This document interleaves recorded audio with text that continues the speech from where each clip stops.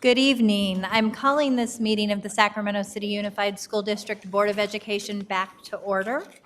Item 4.0, our call back to order and Pledge of Allegiance. 4.1, the Pledge of Allegiance, which will be led tonight by Superintendent Jorge Aguilar. Please stand.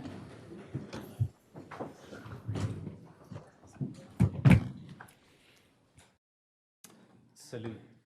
I pledge allegiance to the flag of the United States of America and to the republic for which it stands, one nation, under God, indivisible, with liberty and justice for all.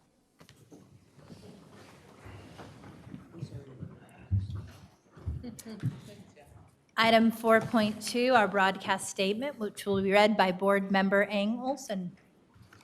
This meeting of the Sacramento City School Board is being recorded in its entirety and will be cablecast on Metro Cable 14, the local government affairs channel on Comcast Consolidated Communications and AT&T Uverse. Today's meeting will air Sunday, September 29th at 6 o'clock p.m. and Tuesday, October 1st at 6 o'clock p.m. and also webcast at www.sacmetrocable.tv. We welcome members of the audience to address the board. Please complete a speaker form located in the back of the community room and give them to our communications representative along with any handouts you may have for the board prior to the conclusion of the item's presentation. Please speak into the microphone when addressing the board and state your name for the record. Please limit comments during public comment to items that are not on the agenda. If you do comment on an item that is on the agenda, we will ask that you please defer your comments until your item comes up on the agenda. Please also turn off your cell phones or place them on silent or vibrate. Thank you so much, Board Member Ang Olson. Item 4.3, our stellar student recognition. Tonight, the Source Media Agency Sac City Unified School District Youth Media Team will be presenting. If you can please come to the dais.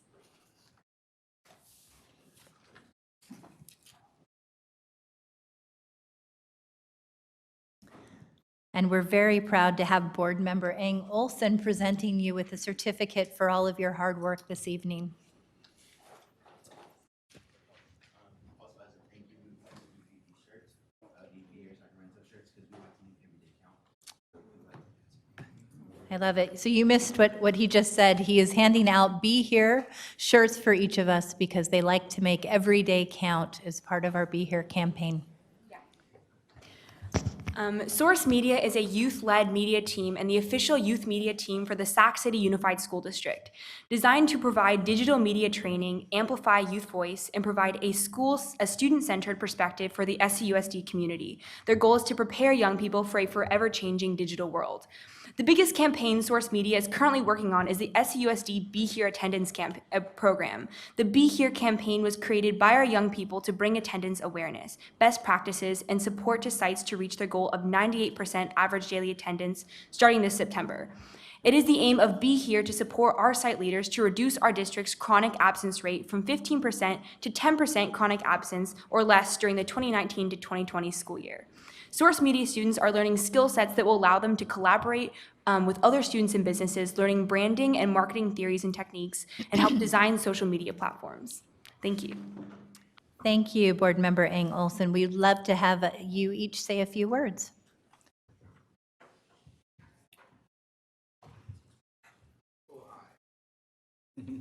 We're glad that we have your support. That's one thing. Another thing is that we see you and you see us, and that's what we are grateful for. Oh, thank you. Beautifully said. What's your name?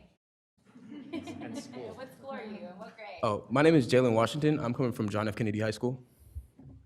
Go JFK. Hi, I'm Dominique, and I'm thankful to be here with Be Here and also being a part of Be Here itself. Wonderful.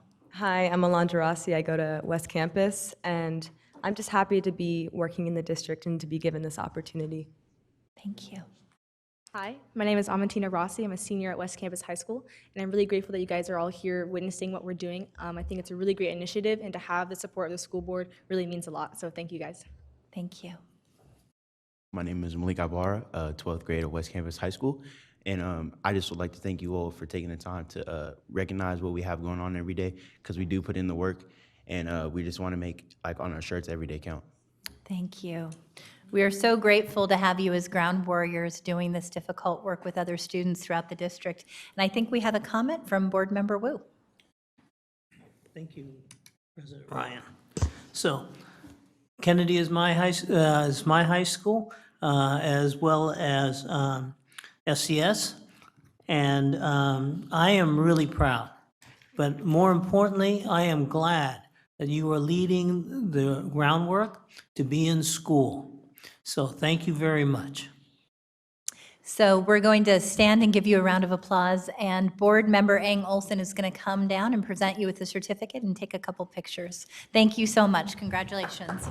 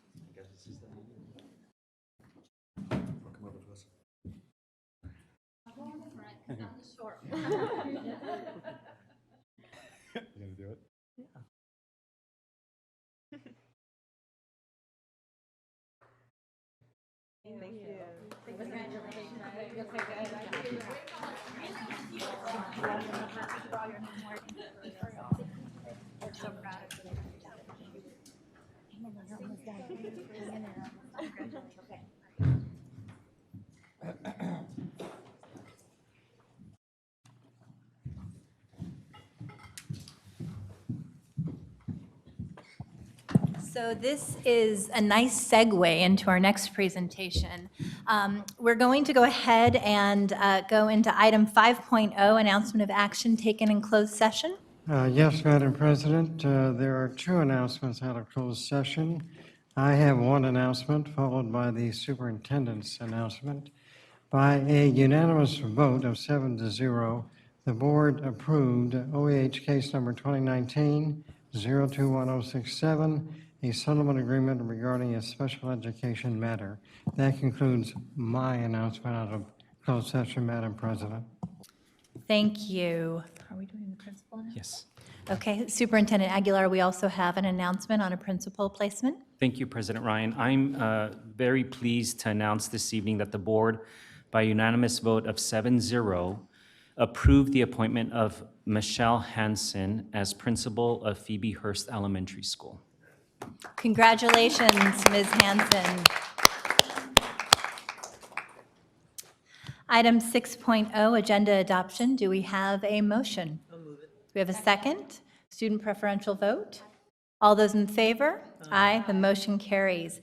Item 7.1, a special presentation. When I said that this was an appropriate segue, the Be Here campaign committed to ensuring that we are ending chronic absenteeism and making it easier for students to get to school is possible when there is transportation to get to school. So this evening, we're going to have an opportunity to hear about the Ride-Free RT, which has been spearheaded by Councilmember Jay Chenier in an effort to remove the barrier of transportation to and from school and activities that we know support student success day in, day out. And so I'd like to invite Elliot Lopez, Jay Chenier, Henry Lee to the podium to present on this item.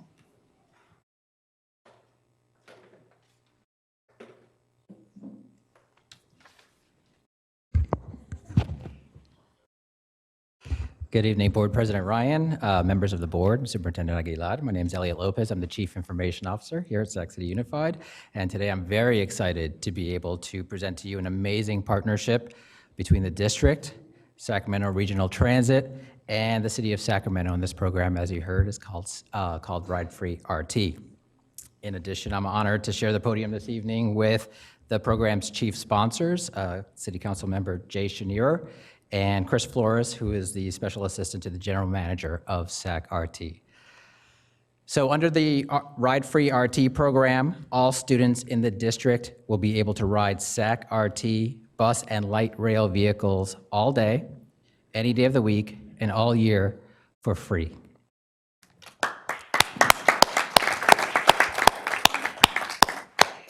As you know, approximately 70% of our students are socioeconomically disadvantaged, and over 16% of our students were chronically absent last year. We believe that ride-free RT will encourage school attendance by reducing some of the economic and logistical barriers experienced by many of our families every single day. In addition, the program will allow our students to attend after-school activities, internships and jobs, to access municipal resources, and to participate in the culture and the diversity of our city. Ride Free RT launches officially on October 1st and is set to run for 1 year through September 30th of 2020. Board members are invited to attend a special launch event at CK McClatchy on October 1 that takes place at 10 a.m. And so now at this time, I'd like to invite City Council Member Chenier and Mr. Flores to share their comments. Thank you. Great. Good evening, President Ryan, Superintendent, members of the board. It's a pleasure to be here. Sometimes it's nice to be on this side of the dais. And before I start, I actually want to say thank you for the work that you do. You know, people ask me quite often which was harder, being on the school board or being on the city council. Hands down, it's being on the school board. Totally respect the work that you do and really taking care of our kids in this community, so thank you. I'm really glad, as I said, to be here. 8.5 years ago, I went on the RT board with the sole purpose of getting free rides for kids. So this took me 8.5 years to do. We had a couple of bumps along the way. We had to fix RT, which we're doing. And I want to commend Henry, who couldn't be here tonight. Chris Flores is here representing him, for all the tremendous work that has happened over the last 3 or 4 years at Regional Transit. We are probably the only major transit organization in the country that has increasing ridership. And that is the mark that we're looking at. We are safer, we are cleaner, and we are running on time. We put out a full new schedule about 2.5 weeks ago, 3 weeks ago now. And so that is also something that will increase ridership as we go. It's an iterative process, and so one of the things that we want to do after this is continue to look at bus routes for young people and schools to make sure that we have that right. So we want to get some of your young people involved in that program as well. This is really a great example of how governmental institutions can work together, and private as well. I want to thank Sutter Health. Sutter is putting in $80,000 so we can, out of the gate, have a formal evaluation of the program so we can see. This is, you know, it's not often that you get win, win, win, win, win. This is 5 win situations across the board. Certainly for young people, this is a great thing to be able to go anywhere, anytime. And I will say we are the only only organization in the country that is doing this. Others have partial free fares, whether it's to do with school or certain times of the day, certain days of the week, but to do anytime, anywhere is really something. I also want to thank a lot of our neighboring districts and cities. We started this off saying kids who go to school or live in the city will be eligible for this, but we've gotten such an uptake on this, it will be all kids in the county of Sacramento that will be able to take advantage of this. While Elliot said 1 year, this is going to be permanent, so that I guarantee.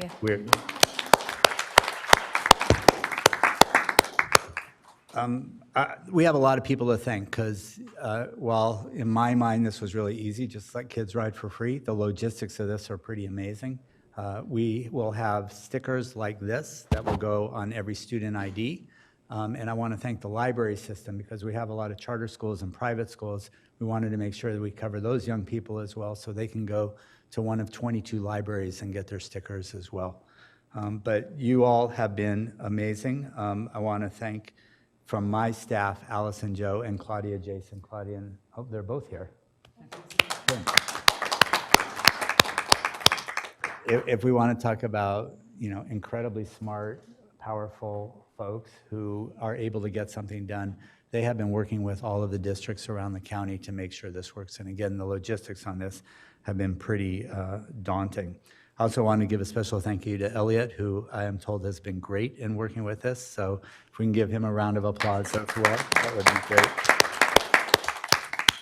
And then I want to thank certainly Regional Transit, who we have Henry Lee, Chris Flores, Jessica Gonzalez, Jamie Alderman, Brent Bernegger, Casey Courtwright. If RT didn't want to do this, they could have put up bureaucratic roadblocks that would have made sure we never got anywhere. But they have taken to this wholeheartedly, as with a number of other initiatives. I'll be flying back actually to New York in a week and a half here to watch Henry Lee get a Management of the Year award from APTA, the transportation agency for the country. That would have been inconceivable 3 or 4 years ago for where we were as an organization. We are excited, again, for our young people getting anywhere they want, whenever they want to get to it. So that's great, and we'll follow up and make sure we're doing the routes correctly. This is good for our environment, that more people we can get out of cars and into public transit. We want to create lifelong riders who are choice riders, so that RT's investment today in doing this and what they're putting into this comes back fourfold, fivefold as young people get older and decide that they'll continue to be choice riders. And for the school district, we hope this actually more than pays for itself in the total cost. We know that transportation is the #1 issue for chronic absence. I'd like a shirt. Where did they go? We'll get you a shirt. Thank you. But we know that transportation is the issue. So if we can take care of that and your ADA can go up, it means more money for the district going in. So it's certainly worth the effort. If for nothing else, then this is the right thing to do for young people. So again, I just want to say thank you for what you all do. I think it's incredibly important to the future of our city. We want to create better relationships and deeper relationships between the city and the school district so we can get a lot of these things done, particularly around workforce development. And now kids will be able to get to their jobs on time when they need it. So with that, I want to introduce Chris Flores, who works with RT and is representing Henry Lee here tonight. Thank you.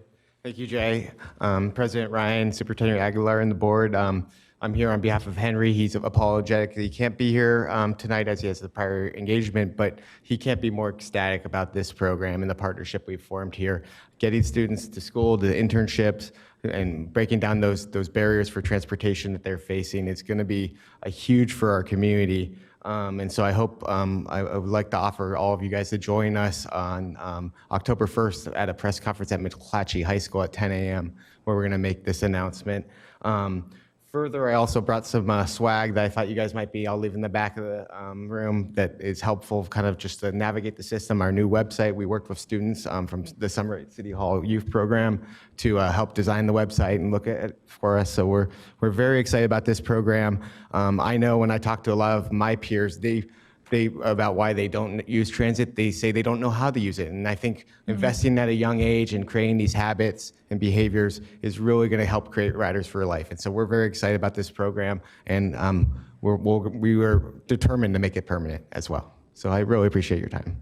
I wanted to add one more thing. So Ellen Wong, if you're listening here, we would like Olivia to join us at the press conference on Tuesday. So hopefully if she can get a note to get out of class, that would be great. Wonderful. Thank you, Councilmember Schneer. I have to tell you, one of the things that we quite often hear from our schools, in particular our schools that are struggling with resources, is that they don't have an opportunity to access field trips in the same way our more well-resourced schools do as a result of PTSOs and PTAs raising funding. And so one of the things that they have consistently said since the announcement of Ride Free RT is this is a lifeline to our most impoverished schools, being able to create field trip opportunities for students by being able to utilize our bus system to take students throughout the district to, Sutter and other wonderful landmarks that allow them to have a unique educational experience. So thank you. We're very grateful for that. Great. And I think we have, do we have any public comments on this item? No public comments. Okay, so we have a few board member comments. Board Member Pritchett? And when you're done, we'd love to get a picture so we can Of course. promote it with you all as well. I just wanted to thank you for your work on this. I know it means so much to our youth, and I know you had mentioned about work, and so many of our young students, high school students, are unable to get employment because they don't have a way to get there after school. So I'm glad that you guys really incorporated that to make it like not just to and from school, but all the time. It means a lot. And I know you had said, just one request, because I know you had said that you're looking at putting at 22 libraries and that's where they can pick them up. Have you thought about maybe putting them at the school libraries? Well, they're at the schools. Yeah. Oh, they're at the schools. Okay, I might have missed that part. No, the challenge for us, the districts have been great to work with, and doing that at scale is great. But for one-off schools, private schools, things like that, we want to make sure those young people are covered as well. And so Absolutely. that's where they can go to the libraries when the school doesn't really have the faculties to do that.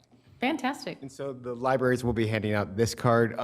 The sticker is something that the school districts will, and then they'll attach to their student ID. And it's got fraud prevention on it and so forth. So We can pretend you're all young people. We'll give you. And as a school district superintendent, can you tell me if the school did, how we are trying to put out the message that they can pick these up from the schools? Or is it kind of just a plan of each, Elliot, maybe you can answer the question. Absolutely, sure. Or is it just kind of just like we send them to schools and they make up their own plan? And No. how can we help get the word out? We've been working very closely with every school in the district. We've already distributed over 14,000 of these stickers in anticipation of the launch of the program on October 1st. Every school is a little bit different. The stickers are going to be applied to the photo ID badges that every student in the district receives. The schedule around that is variable, and so that's where the working with individual schools comes in. But we also have reached out to parents. We sent home flyers very early on in the planning stages to make parents aware of the coming of the program.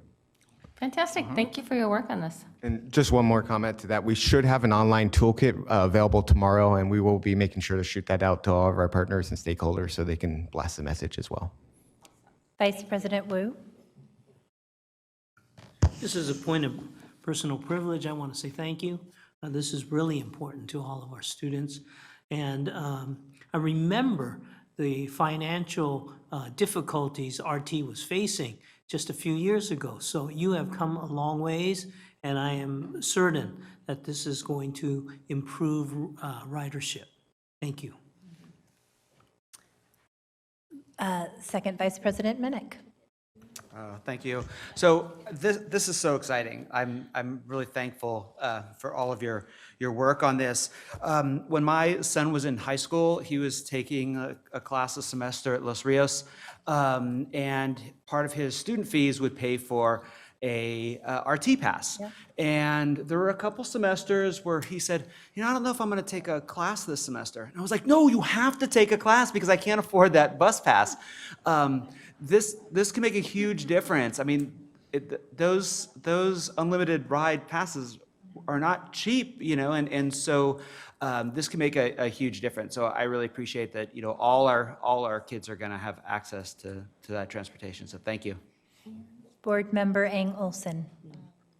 Yeah, I also would just like to thank you so much for this program. As a student in McClatchy, a lot of my fellow peers and students commute to school using RT, specifically like buses and the light rail. And even this past week, I've heard so much excitement in the hallways and discussion from my friends about being able to ride and use RT for free. And this past week, we got our student IDs. I have mine here with the sticker. And not only does this program dismantle a lot of the obstacle or economic obstacles that students face with trying to use transportation, but it also makes the process a lot simpler and easier, which is something that it's really important to make sure that we're increasing our ridership around the city, and public transportation is one of the most important things that we have. So thank you again. And our final comment from Board Member Morosky. Thank you so much. This type of thing doesn't happen without leadership, and I just want to thank you both for, and Henry, and our staff, Elliot, for all the work you've put into this, and for Councilmember Chenier for your vision of trying to make this happen for a very long time. I will be pleased to join you on October 1st, and look forward to working with you as we, see how it's used and how we can evaluate it to make it even better. And I definitely appreciate the discussion of sustainability of this program long term. So thank you so much. And it looks like we have another board member comment. Sorry, Board Member Garcia. Yes, thank you. So I just want to thank you for all your hard work over the years and your commitment and your persistence to not give up and offering this tremendous opportunity to all our kids. I have been the parent who has although my kids may have an opportunity for a field trip, they can't go unless they go on light rail. And a lot of our PTA money goes to maybe purchasing those light rail tickets for the entire classrooms. So this is going to be very helpful for all our kids. As someone who grew up riding public transportation because for lack of resources, public transportation also gave me the opportunity to explore many areas outside of my neighborhood, outside of my city, being able to access beaches, et cetera. So thank you for giving all our students those opportunities to explore outside of their immediate neighborhood. But moving forward, I would like for us to explore, because I do hope that this is a permanent program, ways to affix the RT pass on the IDs right out of the gate, so that students don't have to make that extra step to the library, or parents don't have to make sure that their TK student has that sticker. If there's a way that we can embed it on there, just moving forward. But I look forward to hearing all the success of this program. So thank you. Yeah, actually, what we hope to do is move to a Connect card for all kids, so Right. we have technology. This is like ancient technology, and I apologize for that. I'm going to apologize to your student. But we're going to use stickers this year, and we'll do a lot better next year. Thank you. Superintendent Aguilar. Thank you, President Ryan. I just want to recognize your efforts around this initiative. My 7th graders came home with their ID and the sticker already as well. But I just think of this as a reminder of the power of city-school district partnership, and we haven't had enough of those, and I hope that our staff under Elliot's leadership and everyone else that supported this initiative demonstrates our willingness to cooperate and collaborate on this and many other initiatives. So let's treat this as a test case, and we're ready, and let's keep doing more work together. We'll treat this as a success and move on from there. Thank you so much, Councilmember Chenier, and to everyone else, Claudia, Allison, you have been incredible warriors doing this work behind the scenes. We are very excited by this opportunity. Great. If we could do a picture, that would be great. We'll get a little more.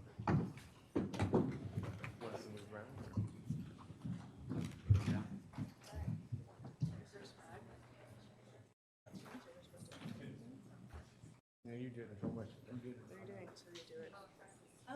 Front of the screen. Oh, yeah. Oh, thank you. Means you stand up. Is that going to shadow? Does that work? Push together if they're going to go there. Yeah, we have flyers and cards. Here, these are nice. These are. So maybe a couple of these. Hand them out.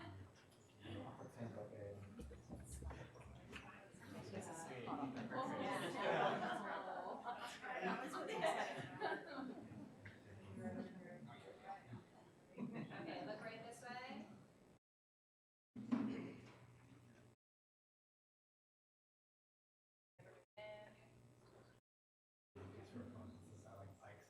I like public transit. Yeah. You gotta get the stickers done. That's good. Thank you. We'll work on this.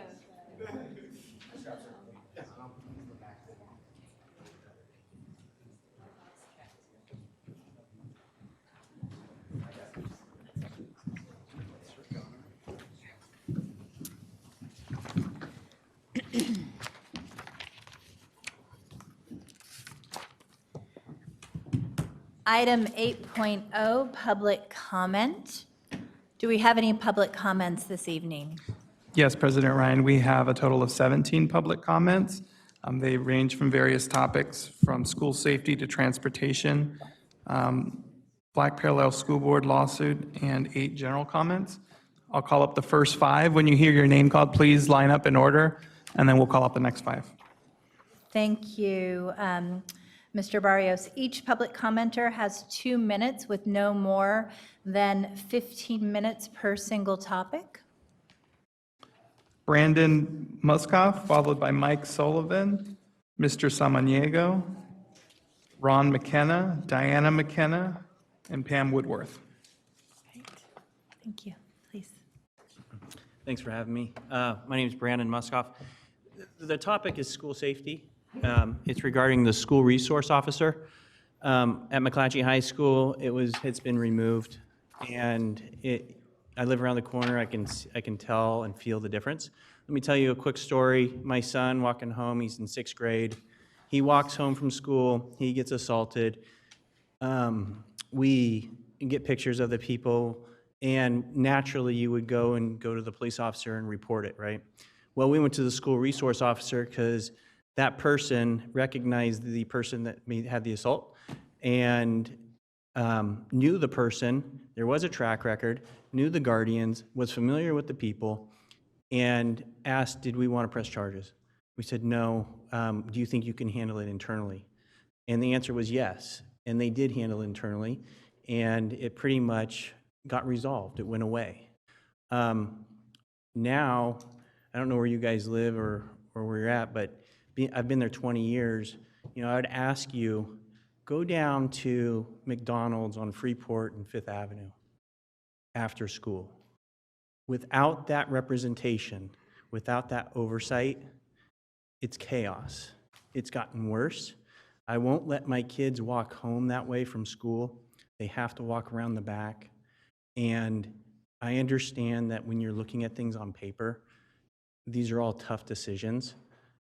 But when you go out there and you feel it and you sense it, we've created an unsafe environment for our kids.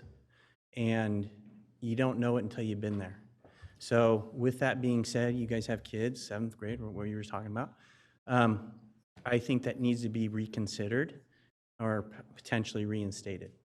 That's what I got. Thank you. All right. I'm sorry, can we get his name? I didn't catch your name. It's Brandon Muskoff. Thank you. Thank you, President Ryan. My name's Mike Sullivan, and my son is a freshman at McClatchy High School. My son was also, along with another child, assaulted on their way home from the homecoming game on school property. I've come to understand that there were no school resource officers present at the game. There were only some police officers on an overtime contract there to provide security. No school resource officers in the neighborhood, as has been done in the past, to clear the school areas and streets of people that may have been removed. My son and his friend have some fears of going to school now with no school resource officer present at CK McClatchy. It's long been held that school districts have a legal duty to exercise reasonable care in caring for the children.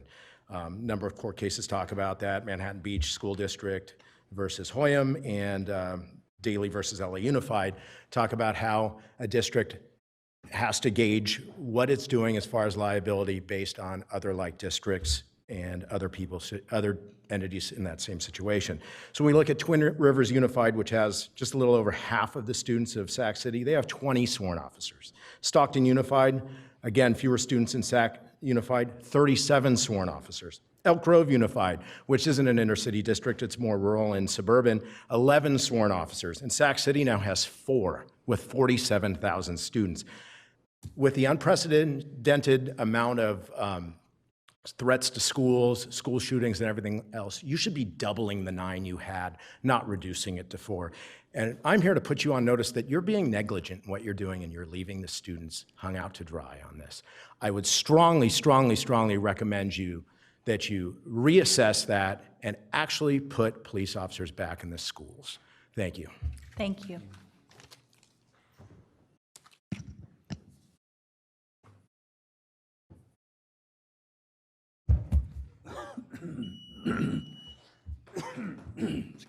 Excuse me. My name is Ron McKenna.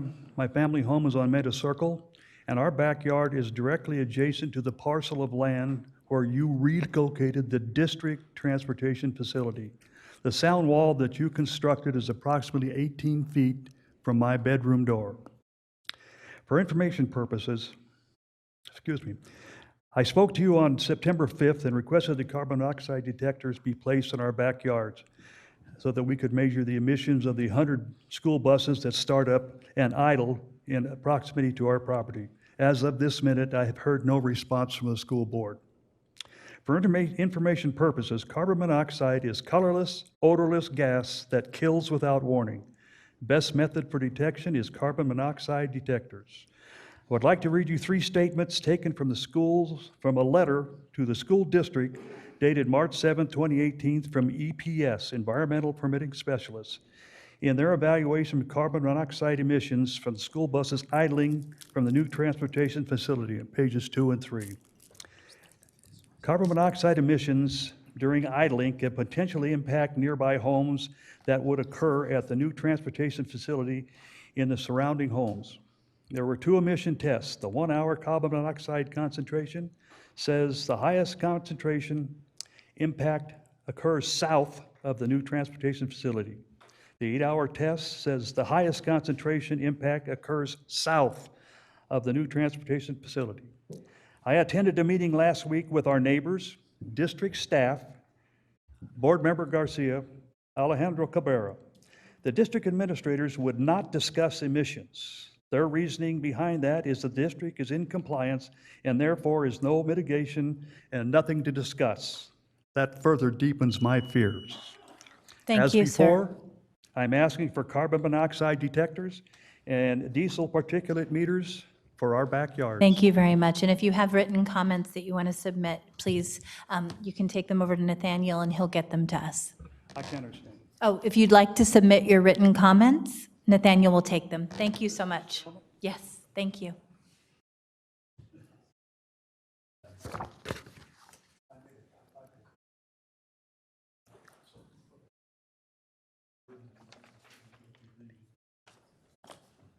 Good evening. Hi. Good evening. Superintendent Aguilar, Madam President. My name is Diana McKenna, and I live on Maida Circle. I've spoken to you before regarding asking you to please do something to mitigate the noise that is coming from the transportation yard. The noise level has risen considerably since you started operation there on April 19th. I would like to thank Nathaniel Browning for the work that he has done and trying to help our neighbors. And I'd like to just provide you with some information that, I don't know how to work this, but we can get it. Nope, we can see it. That's perfect. Thank you. Okay. Noise exposure. A lot of articles say that it is now becoming the new secondhand smoke, and high levels of noise may be bad for your heart. Noise is linked to high blood pressure, coronary artery disease, stroke, heart failure, depression, and anxiety. I've prepared a packet for you. I don't know if you have it yet or not. And it's a plea from me and my husband for you to give immediate attention to this problem. I'll just warn you in advance that it is a lengthy document, 7 pages. My neighbor told me that you would not read it because it is too long. Please make her wrong and read it. Read it carefully, and hopefully you will feel the fear and concern with which I wrote it. I've included several articles that tell us what noise is doing to our physical and emotional health. The information surprised me at just how harmful noise can be, as shown on the overhead. Heart disease, stroke, depression, anxiety. I'm taking her time. So we're going to restart the clock for another 2 minutes. Go ahead. Since both my husband and I suffer with heart issues, this news is very alarming to both of us. All this information is ready available with a few strokes on your keyboard. And yet, you still approved the placing of this health hazard in our backyards, 18 feet from our bedroom door. I ask you to please read the plea carefully, and it's so difficult to explain to you the frustration that we feel in this 2 minutes that you have allotted to us. I had someone just recently tell me, and she may talk about it earlier, that this beeping, I'm sure you've all been in a hospital before, and when the signal alarms go off, that beep, beep, beep, and you're ringing for a nurse or somebody to come and stop that alarm, that's just what these buses sound like, in unison, several of them. I was going to bring my phone up and play it during my whole presentation just to show you what it sounds like. But I've invited Board Member Garcia to come over. I've responded to you, Madam President. I've not received calls from anybody. Nathaniel Browning did come to our house, spent some time listening to the noise, so he knows. I invited someone at the meeting the other night to come and listen to it and was told, oh, I know exactly what you're hearing. I would have sold my house by now. But not all of us have that option. So please, please, do what you can to take action on this as soon as possible. Thank you very much.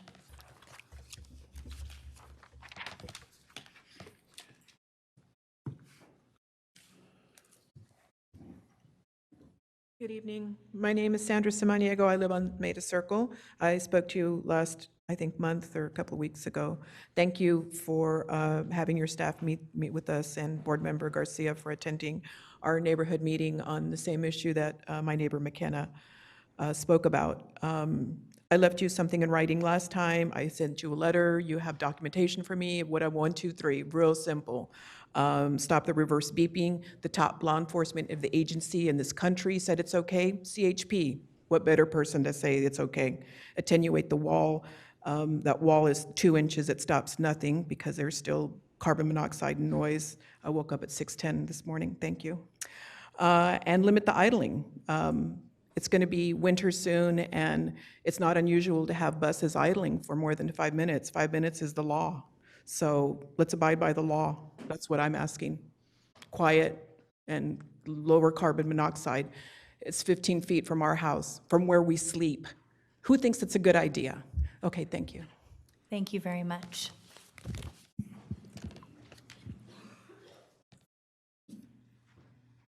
Hold on 1 second. Can we please reset the clock?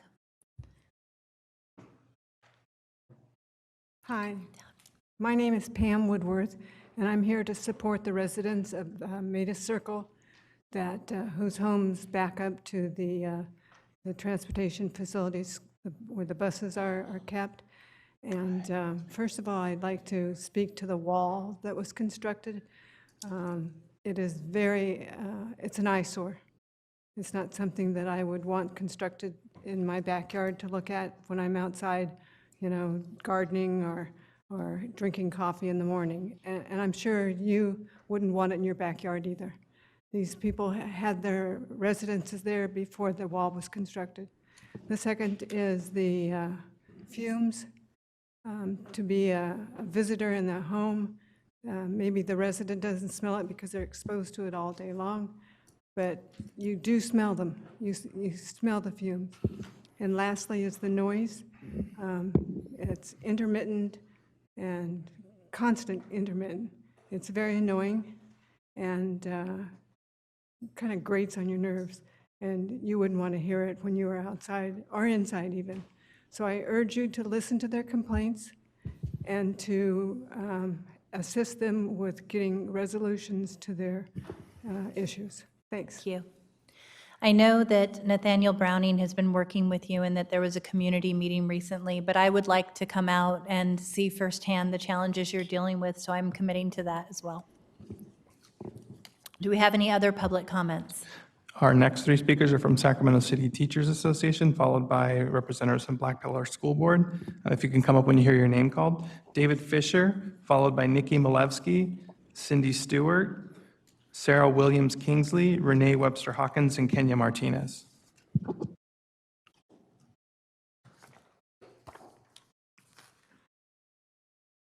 If you can wait for 1 second, Mr. Fisher, go ahead. Good evening, David Fisher, President of Sacramento City Teachers Association and parent of a couple of awesome kids in the district. So there's still this big staffing crisis in our district.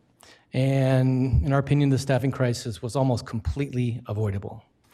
We think Sac City is maybe the only district that we are aware of in the entire state that initiated massive layoffs in the midst of a national teacher shortage. By our estimate, there are probably over today, even positions being posted today, over 100 certificated vacancies affecting thousands of students. On August 7th, we offered to meet with the district around the clock to work with the district to fill the positions. Got no response. Last week, we reiterated our offer. We finally received a response this afternoon. In your response, you claim that the, quote, vast majority, end quote, of vacancies are not related to the layoffs. However, just looking at the vacancies for positions you voted to reduce last year, including but not limited to math, you reduced by 3.5 positions, biology, you reduced 4 positions, physics, you reduced a position, elementary, you reduced 62 positions, middle school core, you reduced 1.8 positions, music, you reduced 2.4 positions, Spanish, 1 position, English, 8 positions, all of which have vacancies posted in the last few days. Now, we'll give a more detailed response, but one point that you did make in your response was to together promote the information about the district's current salary and benefits package. We agree with that. We were dismayed that it took to almost mid-August to post a new salary schedule while you were out recruiting, but it's up there now. That's a positive development. As leaders of the district, you consistently state that equity, access, and social justice is the guiding principle. So doesn't that begin with doing everything possible, including working with us to ensure that every Sac City student, regardless of what school they attend and who their parents are, has a fully credentialed teacher in the classroom?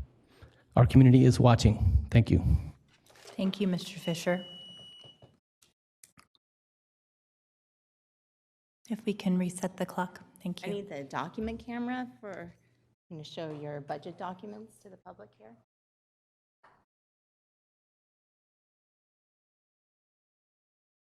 Okay.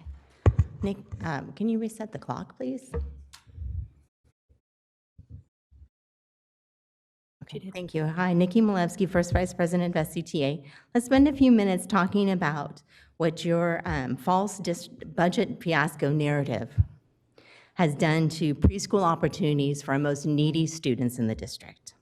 You were told by your staff this big story about child development encroachment and how you had to do something about it. You had to cut programs. It was going to be $2.3 million. Well, in actuality, it was only $388,000 last year. So let's just look at the history, okay?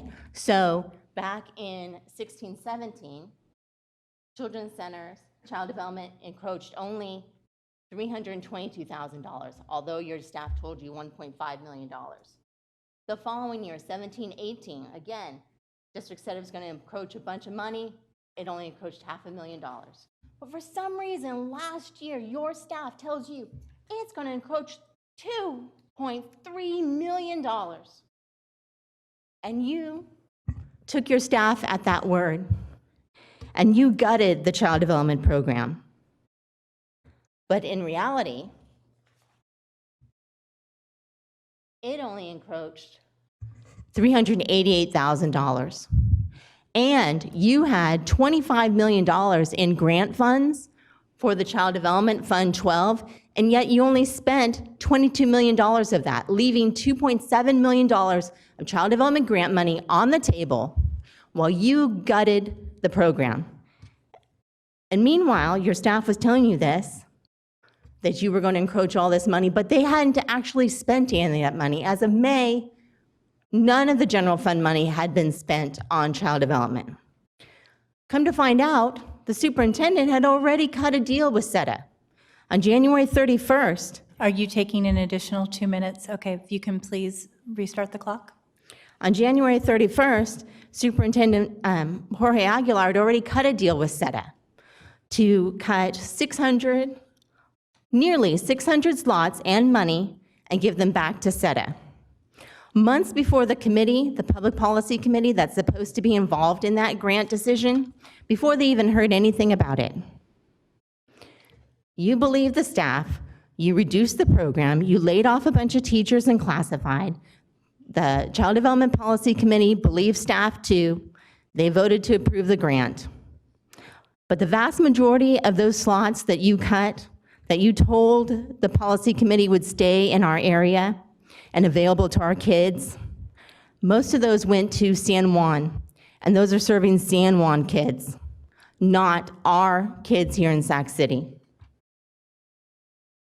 So last year, you had $25 million in grant funding.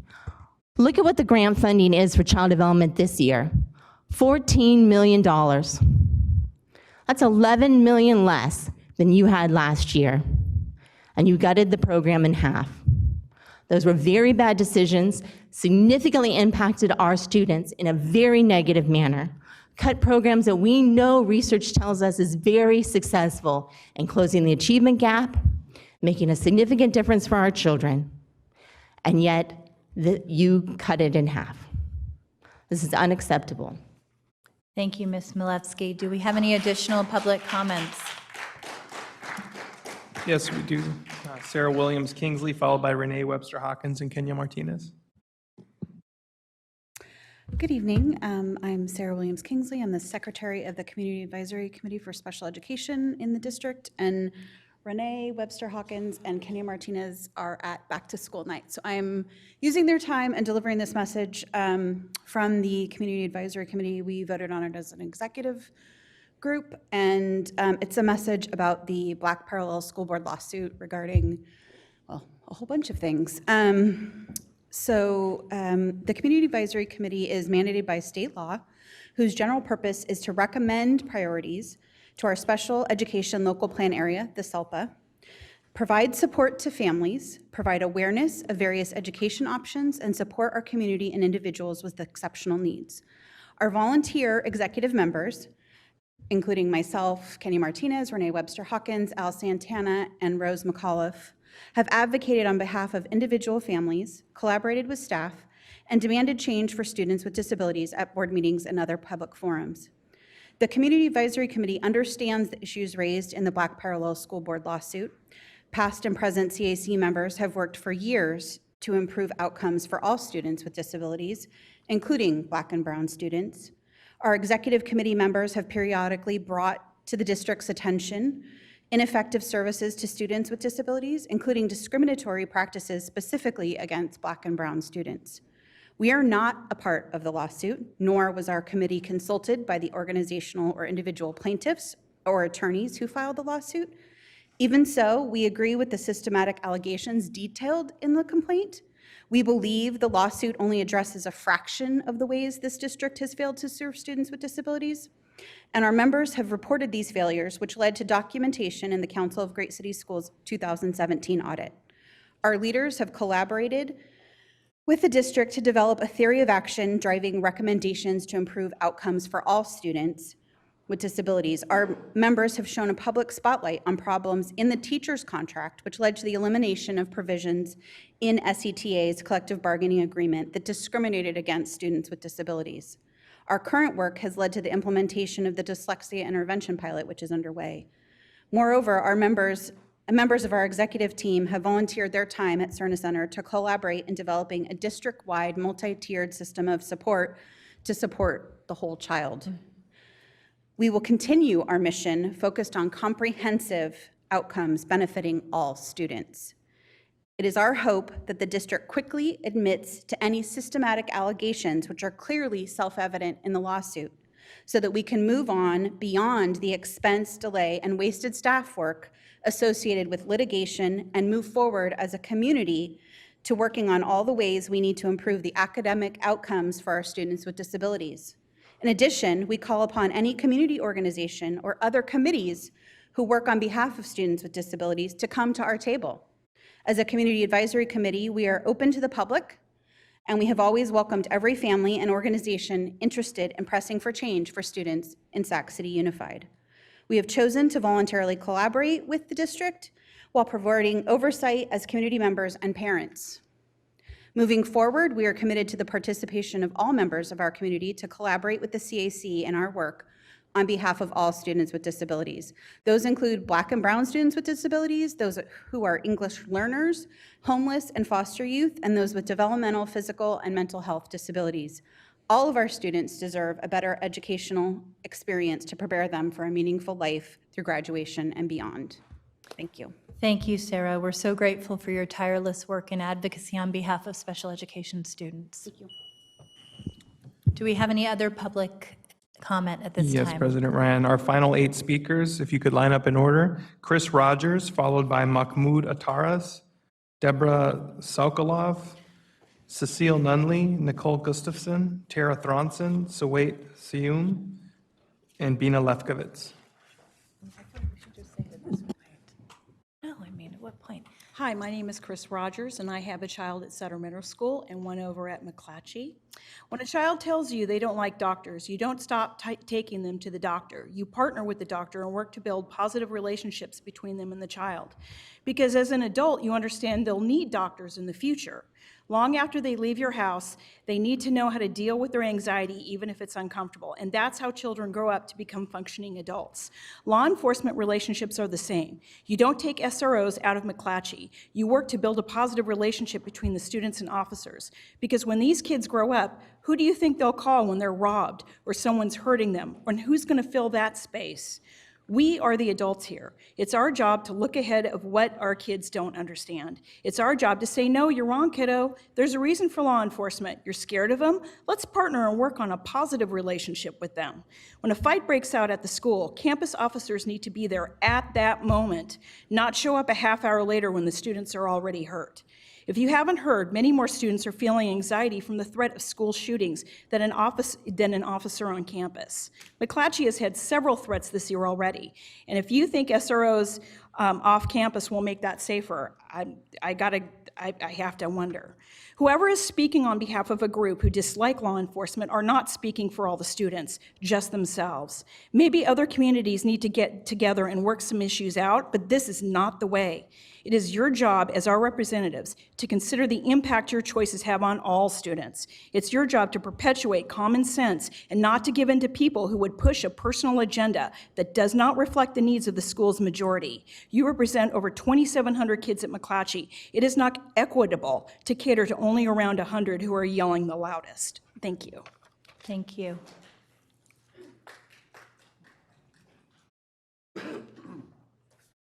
Hello, sir. Hello. My name is Mahmoud Ataris. My daughter was enrolled at Caleb Greenwood this year, but I would like to tell you that the school district has failed her 6-year-old daughter. She asked me why they kicked her out of her first grade class.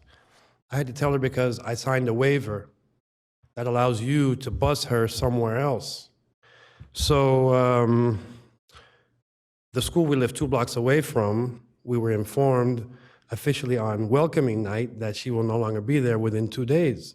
And she used to come to ride a bus for 1 hour and 50 minutes to a school that's more than 9 miles away. And they expect me to say, okay. And the return, they hadn't figured out when she'd return, so they would let me know. So when I made a fuss, they're wondering, why don't you just let her try the school? So obviously, it seems to me the whole system is failing. And I didn't know about the teachers, but it's obviously, it's a bigger problem that we're going to fix here, but you guys got to do better. Really, I'm surprised. I'm really shocked that someone could tell me a 6-year-old can ride a bus for almost 2 hours, and then you want them to go learn something after that. I can't drive 2 hours and go to work and do something. Thank you. So a few more things. The ombudsman I was told to talk to never called me back. I had to go to the office 2 and 3 times. I've spent at least 10 to 12 hours to deal with this problem. It ended with my wife being threatened to call security on her yesterday. Today, my daughter started her first day back in a new school. She's been out of school for a week, asking me why you are not allowing her to go to school. Sir, I'm going to ask Superintendent Aguilar to take a moment to respond to your comments about concapping, because obviously it's very disturbing, and I am so sorry for your daughter's experience. Yeah, and it's certainly not an area that we want to disregard in the future. This issue of how we address the needs of our students when we have more students interested and enrolled at school sites than we have capacity for based on language that we have to abide by. So I do become very concerned when I hear feedback about the lack of responsiveness from our Office of Constituent Services. So I am going to ask our staff to get your information, and I will personally commit to follow up with you on that by tomorrow. Thank you. Thank you, Appreciate sir. it.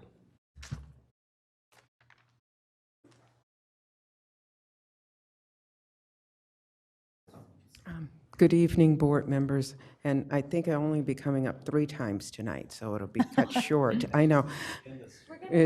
My son is here visiting for the first time, and I did say that I would embarrass him a little bit. I was wondering who that handsome young man was. Thank you. And this is, he thought it was the last time I was going to drag him to a board meeting, and unfortunately, here he is again. So, and he thinks his mother is crazy for still going to board meetings since she retired. But nonetheless, what I did want to say is the concern I really think that needs to be addressed is some of which, there are many concerns, and some have been brought before you tonight, is in regards to the Superintendent Gordon's letter to the district about the budget still being rejected.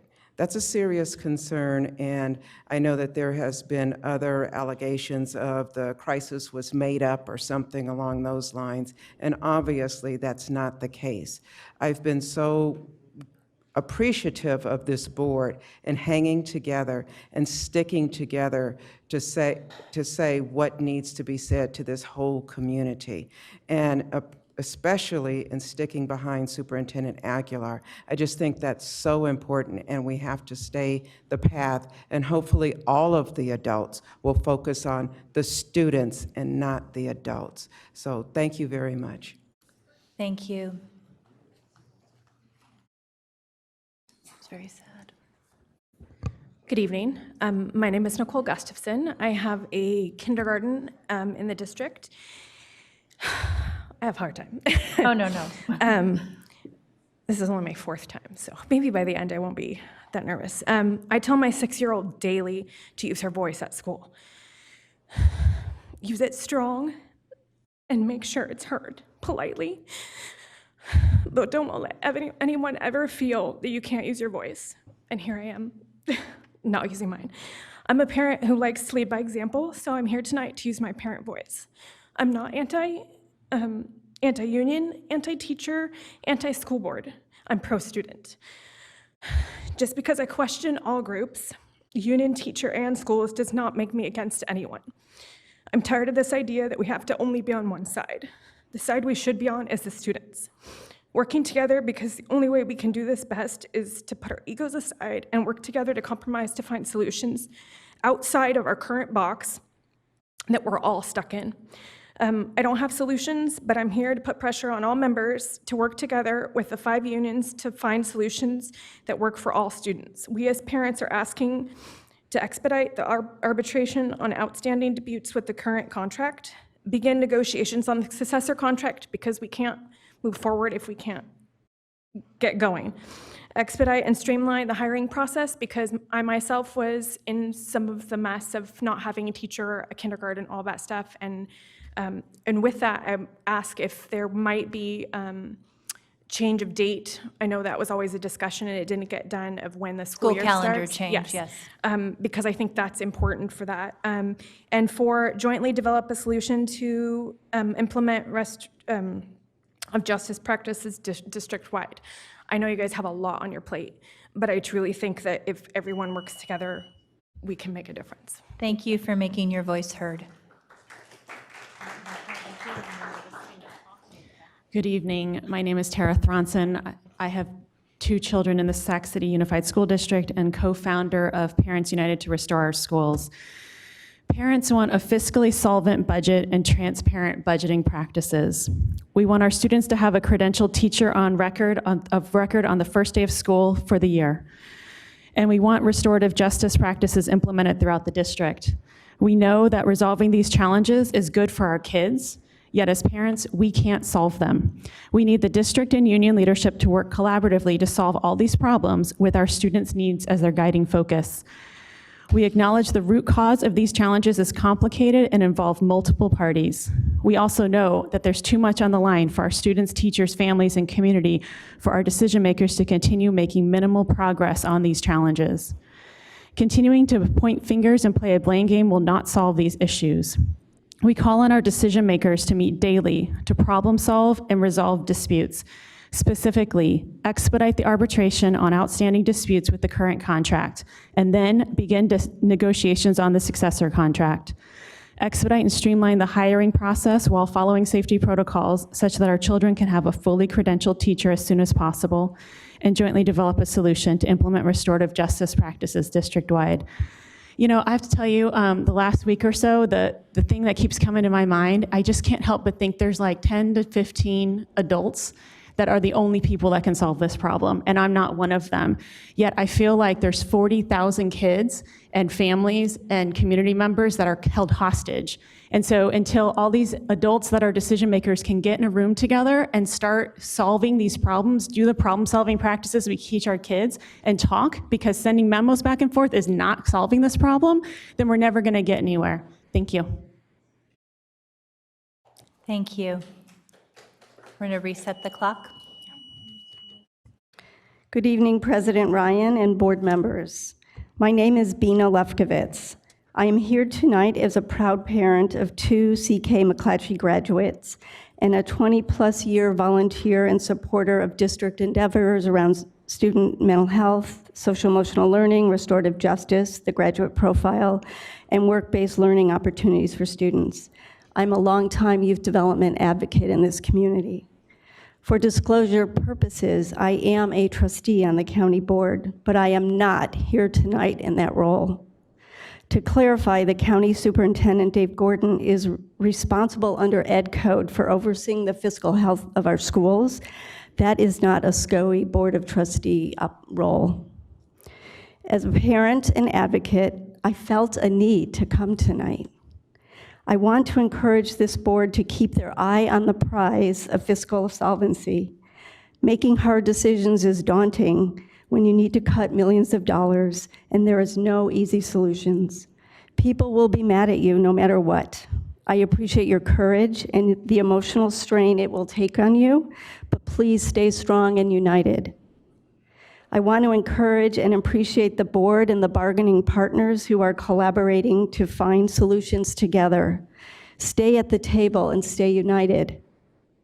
I want to plead to the district and SCTA to have a ceasefire, to find one thing that you all can work on together, whether it's fiscal stability, professional development, or process improvements, to find common ground. We need more communication, not less. Small steps may build some successes to help you work on larger, stickier issues together. Our kids deserve that kind of effort. I hope that all parties can agree to role model civil discourse. Our students need to see adults agreeing to differ in agreeable ways. Thank you. Thank you.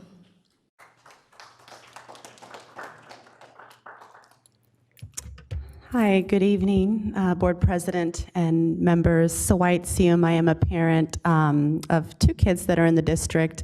Also helped to found Parents United to Restore Our Schools. I am here today, and we've been coming to these meetings for quite some time, since last year. But you know, what I know to be true is that when you have a good relationship with someone, that even when you disagree, you come together and you figure it out. And what we've been learning and what's really disheartening is that the relationship between the district and the union is broken. And you know, we've learned that that's not anything new. It's been broken for quite some time. And as a result, our kids are suffering or are in the middle of this, right?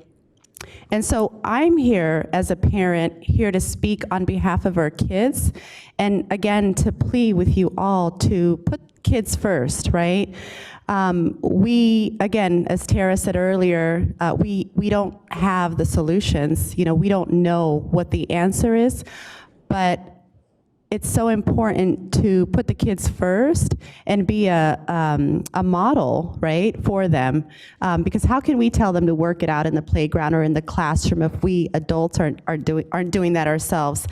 So, you know, we're there are a lot of issues that we're tackling, whether it's the issues around special education, restorative justice, the high number of suspensions and expulsions of Black boys. I mean, the list goes on and on and on.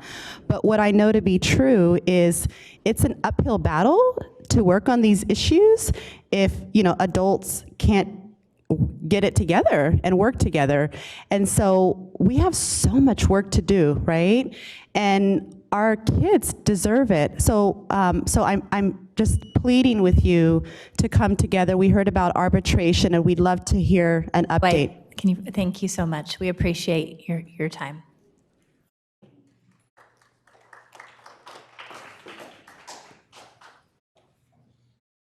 Good afternoon.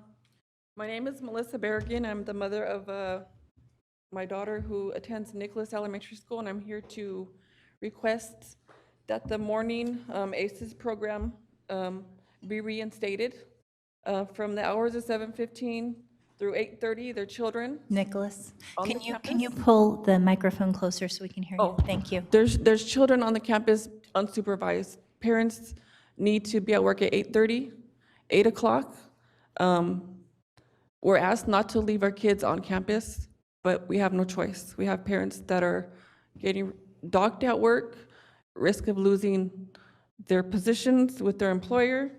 I started a petition, and within 2 hours, I was able to get almost 75 signatures from teachers and parents because we want our program back for a morning. I was also able to get a handful here of statements from parents explaining their hardship. I'm a full-time student, work full-time, otherwise I would spend more time working on this, but there wasn't a lot of time before this meeting. I'm one of the parents that dropped my daughter off early in the morning. Kids are fighting, they're running in the parking lot. The teachers are telling me that there's fighting. They're coming to the school. The teachers during those hours are not responsible for the children. Parents have to go to work. A lot of them are feeling that it's not safe to send their kids walking through the Nicholas neighborhood, which is right up here down the street. So I'm asking, please, if you can consider reinstating the program because Nicholas is in desperate need of the morning program. They start at 9, and the program used to be from 7:15 to 9. So during these hours, we have kids that are in an unsafe environment on the school grounds on their way to school. Thank you. Yeah. So I don't know if anybody would like to read these, take the time. Who could I leave them with? Yes, Nathaniel Browning will take them from you. Okay, Thank you very much. We appreciate your comments. Do we have any other public comments tonight? Okay, we will be moving on to item 9.0, Board Workshop, Strategic Plan, and Other Initiatives. Item 9.1, the African American Task Force, African American Achievement Task Force. This evening, we will have a presentation by Vincent Harris and several of our incredibly dedicated members of the task force.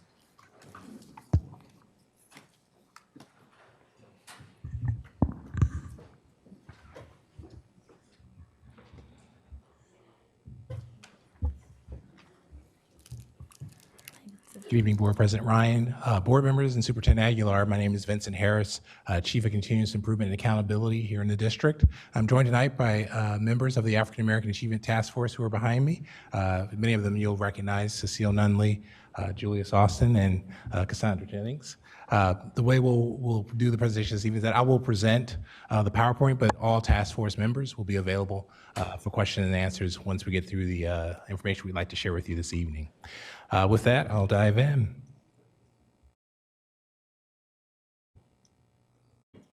You know, this slide reminds us all of the important commitment that our task force members have made to us. Perhaps the best way to frame this is we have a representative sampling of those members tonight, but in terms of history, if you will, the very first meeting of the African American Achievement Task Force was actually September 27th, 2018. To provide more context to that, we actually asked the task force members to commit to basically 2 months. So they signed up for a 3-month tour of duty that was supposed to end on December 20th, 2018. And of course, they've stayed with us now for actually a full calendar year because of their commitment to the work on behalf of our students. So definitely think that's worthy of a round of applause.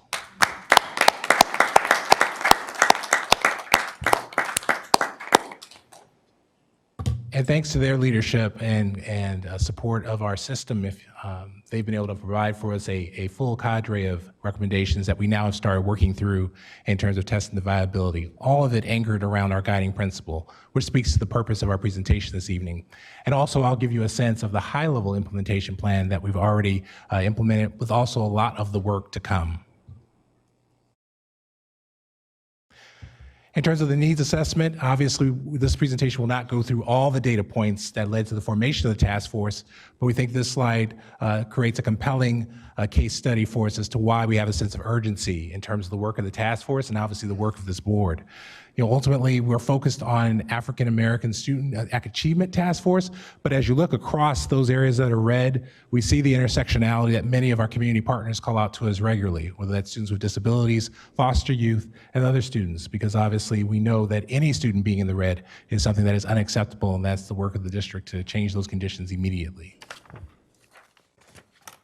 If I were to summarize the work since the May 16th adoption of the task force recommendations, there are really 4 key themes that come to mind in terms of how I would say the work has progressed in the last 3 months.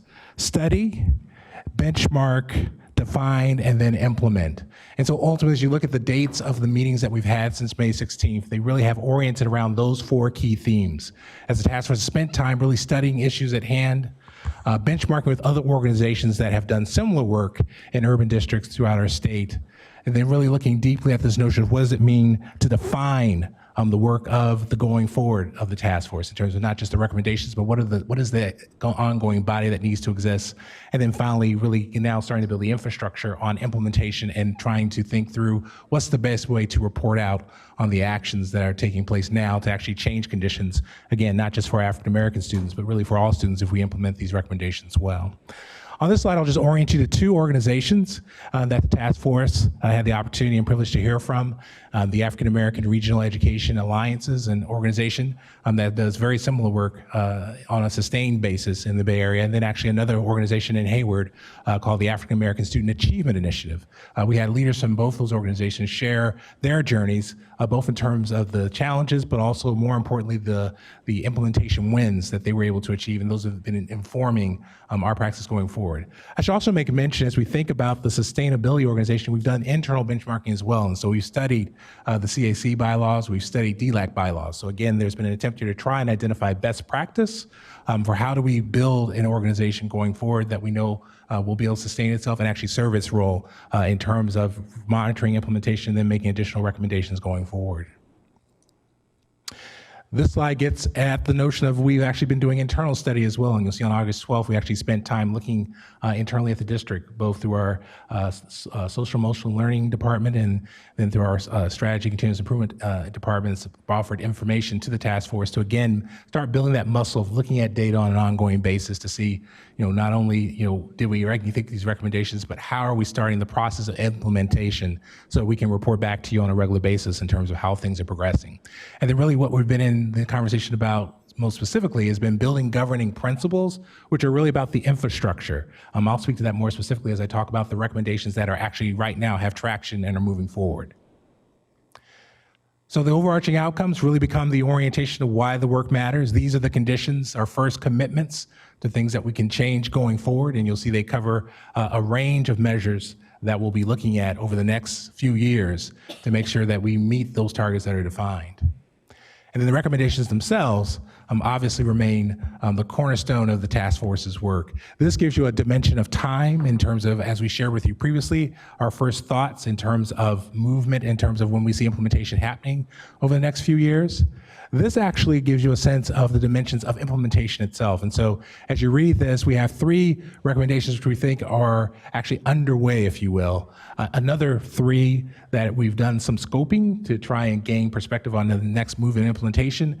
And while not start is probably not the right term for those recommendations on the far right, it really speaks to those that we need to build some capacity around so we can study them appropriately. The theme here is not to implement fast, but to implement with integrity, with validity, and with the ability to say, are we doing what we said we're going to do? Digging a little deeper on the 3 that I said actually are underway, Ultimately, the one that's been most important to us has been this establishment of the district-wide committee.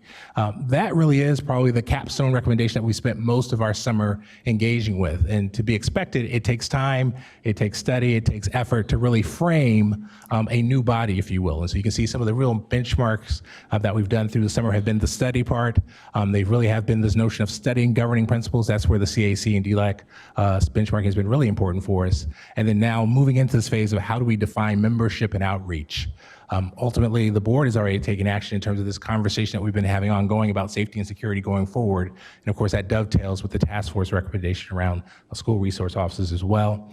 And then finally, in terms of district staff, we've already started moving on the 5% variance on suspension rate disproportionality. And so you can see there are direct actions were taken starting in the summer with training with principals, and then on an ongoing basis through our social emotional learning training specialists and our instructional assistant superintendents. We're actually now engaging with sites in their own needs assessment so that we can report back to you on not only those sites that mess the threshold, but more importantly, what actions they're taking underway to change conditions so we can reduce suspensions at those sites in particular going forward. With that, I'll wrap up with next steps. Probably our most important next step is this an upcoming meeting on October 7th, where we'll really be thinking about this next phase of the community development. I should just say, we thought when we met with you in May that creating this governing bodies, a sustaining body would be just a summer exercise, but to the task force's credit, we realized there's a lot of complexities when you think about creating an organization like a CAC, like a DLAC.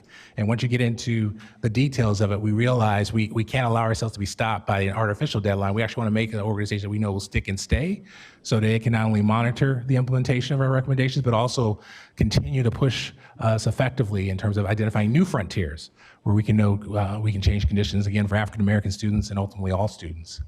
As district staff, we're continuing the process of studying the recommendations and then identifying recommendations, much like the 5% variance suspension recommendation for the next launch. And so that work has been going on concurrently. And so we'll be able to report to you back on that as well. And then finally, just as a part of the sustainability journey, not a question for tonight, but just again, just to reemphasize the task force's commitment. Once we create the sustainability organization, we'll be coming back to the board to look to make it a real standing committee as well. And that's been identified as an important marker for us because, again, as we think about the recommendations, the one centering on the district-wide committee is probably the one most important because that, in large respect, guarantees that the work will have a strong advocacy going forward. And again, it provides an opportunity for our task force members to remain engaged for the long run. With that, I'll end the formal presentation and turn it back to the board for questions. And again, the task force members will join me in answering questions as appropriate. So do we have any public comment on this item? No Oh, so public no, we are comments? going to have our task force members also speak, correct? Yes, so before we do it, go ahead, please. The only thing that I wanted to say was on behalf of one of the other parents that couldn't be here, and that's Benita Ayala. She wanted to be here, but her son is sick, and that's the only reason why she couldn't be here. And so she wanted me to give her apologies to the board. and Oh, that's all. thank you, Cecilia, I appreciate that. And thank you, Cassandra and Julian, for being here. You have been such steadfast participants. I know this was a much longer haul than you expected, but it is such critically important work. We have a comment from Board Member Pritchett. Thank you, President Ryan. I too just want to thank the committee members and our staff. This is for your leadership on this uphill battle. It's such important work for our students, and I hope that you'll stay with it and stick with it because your internal knowledge of where we're going and where we've been and where we're going means a lot to us. I wanted to know, I have some questions and then I have some requests. In the meetings, who is leading the meetings? Actually, we've been fortunate through a grant from the Europe Foundation. Dr. Robin Fisher has been our official facilitator. Dr. William Ellerby, as you all know, has been a planning partner for the meetings as well. And then, of course, as needed, district staff has done some facilitation as well. So very similar to like the high school graduation task force we have. Okay, Yes. Yeah. fantastic. I'm glad to hear that. I wanted to let you know that I did also request through the superintendent that, and I'm glad you had mentioned this about you guys being a standing committee, but I've also put in the request that you guys have a spot on the first agenda of every month under the committee reports. That way you guys can report back to us and keep us updated on your work.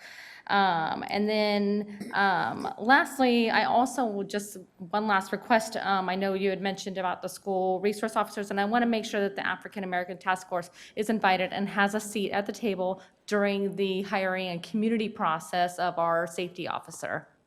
All right, that is it. Thank you for your work. Board Member Minnick.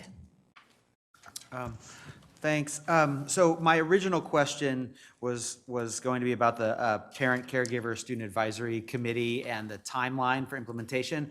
But now, after your continued comments, I just want to tell you how much I appreciate that you're taking your time to do this right.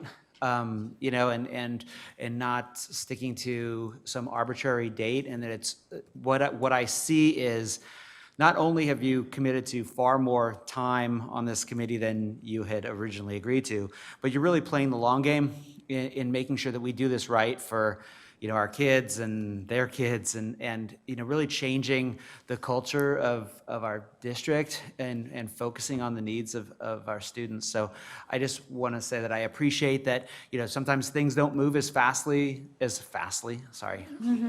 Sure, I'm an educator. As quickly as we would like, but the ultimate outcome is going to be a lot greater because you're taking your time to make sure we do this correctly. So I appreciate the energy you're putting into it. Thank you. Board Member Vang. Thank you, President Ryan. First, I just wanted to take this time to thank the African American Task Force just for the incredible work that you're doing, and also demanding that, as a school district, we stay laser focused on improving the outcomes for our Black and African American students. I appreciate, and I know that we went through the recommendation implementation. I appreciate just the timeline on some of these recommendations and how long it's going to take. I know in the packet and last year when we spoke about the recommendation implementation, we had allocated $150,000 to really get started on some of these recommendations. And I didn't see how those dollars were allocated in this PowerPoint, and I'd be also interested to know how have we utilized those dollars, although I would also argue that $150,000 is not enough. Really, it's almost giving you just enough to fill, right? And so I would like to hear a little bit more about the $150,000, how we're spending that, and just some of the needs and gaps that we need to do as a board to support you in this work. So to your question, Board Member Vang, we've operationalizing the committee actually, to a large degree is not super expensive at this point, and because we focused on that first, we really haven't gotten to a conversation yet on the $150,000. Your point's well taken, because of course, obviously, some of the other things we've thought about actually cost a lot more than $150,000. So we're still going to be wrestling with that to some degree. We are probably as the transition team becomes solidified, we will come back to thinking about some short-term wins with $150,000, because it's enough for us to do some things, even as short some things as community meetings. They won't necessarily be the big ideas, but they will perhaps potentially be ways that we can plant some fast experimental things. So for example, on our own task force, we have representation from several community partners, and one of those ideas has been, and of course the task force itself hasn't decided on anything, but some of those ideas have been, what are some short-term things we can do, particularly as it relates to perhaps short-term projects to support students, whether it's college going, A through G awareness, et cetera. But to answer your broad question, fortunately our most important recommendation hasn't required that kind of investment yet, but that's definitely going to be upcoming, and I expect definitely before the end of the year, you'll hear a plan about the $150,000. Okay, and then another question. I saw the outline of the task force member, and I know we're talking about having a standing committee with the district. Are any of these folks part of the transition? I'm curious to know who's staying on, and Well, I'll be a buffer, Okay. and I'm gonna give the task force members their freedom. So the meeting we're going to have upcoming on October 7th is actually to plan that. So I see. We don't know the answer yet. But that said, I don't want to steal the task force members' thunder if some of them have already decided they want to stick it out for another couple of years. Can I? Okay. Ms. Cassandra. Well, I'm going to say, it's, the first question we have to ask is who's going to be invited, you know? And I think we are looking at certainly all of those who've committed their time now. We are also looking broader, and we know that if we're going to have good representation, that it may take some of us not still being at the table, and that might be a natural transition for some people. But we do want to make sure that the transition is planned out well. So I don't think you want all new people to come on, but certainly some new people so that we can have some cross interactions. But I will just say the discussions have been great, and it's not a matter of who necessarily leads the discussions, but who says the most, you know. And so we are really appreciative to the staff and the expertise that's come to the table, but you can look at us who are represented in that list that's on the committee, and we all have certainly a commitment and some great sort of opportunities and ideas to move forward with the board and really keep our eye on the prize, and that's really improving the achievement of African American students. That's absolutely right. Thank you, Ms. Jennings. I have to acknowledge Robin Fisher's wonderful facilitation. The superintendent and I were very lucky, given our limited resources, to get a grant from Gear Up, as you know, to do this work. And she has stayed on with us long after her contract ended and continued the commitment to this work. I think we have a late question from Member Garcia. Thank you. I thought I had pressed my button. I just had a couple of questions. First of all, I want to thank you for your commitment in staying on board for the long haul. So these recommendations, as we've discussed before, are very helpful, and especially recognizing the timeline. I wanted to ask specifically about, I think it's page 10, the second on the SEL training specialists and instructional assistant superintendents that have been meeting with identified sites to start the conversations on strategies to reduce suspensions. I'd like to hear maybe in future updates what those conversations have resulted in, what current strategies or resources are available to address the suspension, the high suspension levels at sites, and what we'll be needing moving forward so that we can also start having those needs in mind as we continue to look for how to best invest our resources. And I don't recall exactly right now what the state average is in terms of suspensions or our district, but I want us to be more aspirational than the district level, because I know that I think we're higher than the statewide average. So let's be more aspirational and just not settle for what we already know is not right. So I just want to share those thoughts. So thank you. Thank you. Member Wu? Thank you, President Ryan. I will note that in reviewing your dashboard, there is a direct correlation between chronic absenteeism and the success throughout the rest of the school. So I'm calling for those who are listening and those who are to listen, that each day we keep our students in school. Each day that they can go to make that class, your success will be that much higher. And I just want to emphasize across the board, it is the chronic absenteeism or the lack thereof that builds student success. Thank you, Member Wu. Student Board Member Eng Olson. Yeah, Member Vang and I were just speaking. This is partially her idea, but we both think that there should be an African-American member specifically on the Achievement Task Force. We were wondering if there is an African-American student as the student representative. We have had some awesome representation. Do you want to speak to that?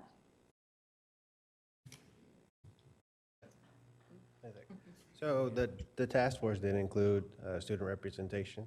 We had 2 wonderful students who were very instrumental in the work that we did.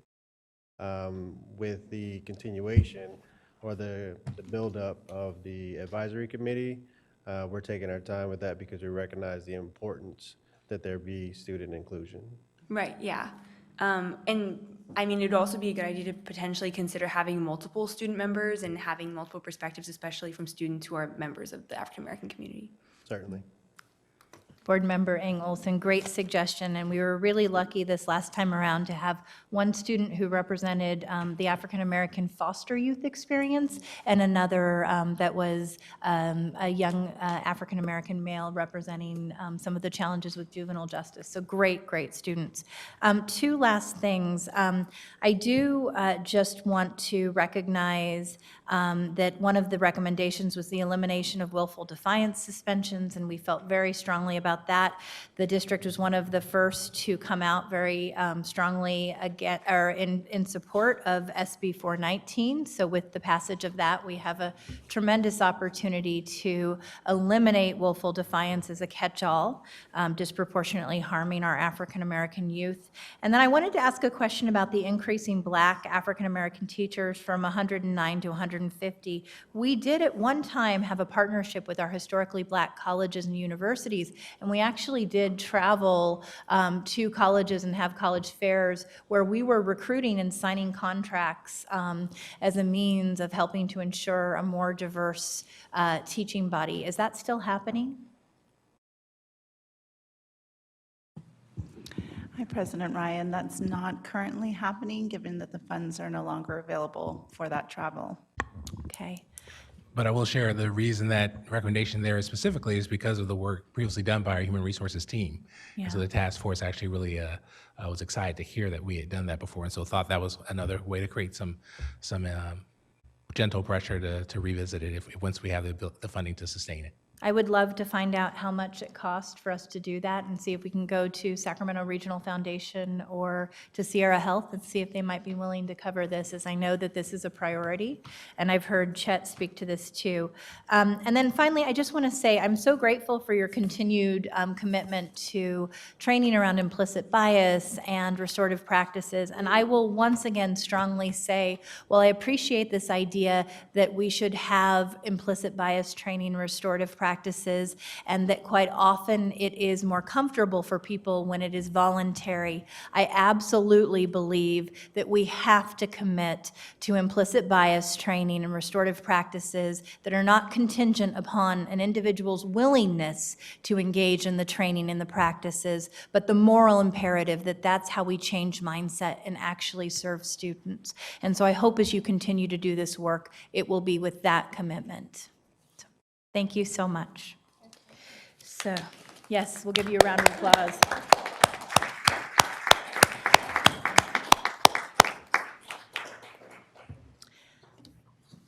And for Cecile's son, did she make you proud? Always, right?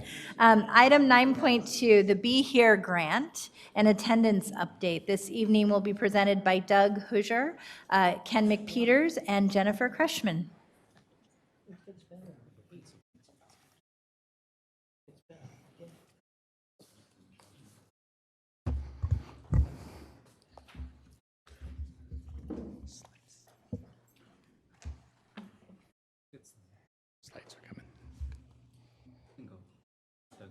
Okay, slides will catch up. Well, first of all, I feel comforted to look up and see you all in your Be Here shirts. That makes it nice to do this presentation. Good evening, Board President Ryan, Superintendent Aguilar, and members of the board. I'm Doug Husher, the Assistant Superintendent of Student Support. Tonight, we are going to share with you updates about our beginning efforts to reduce chronic absenteeism and increase attendance.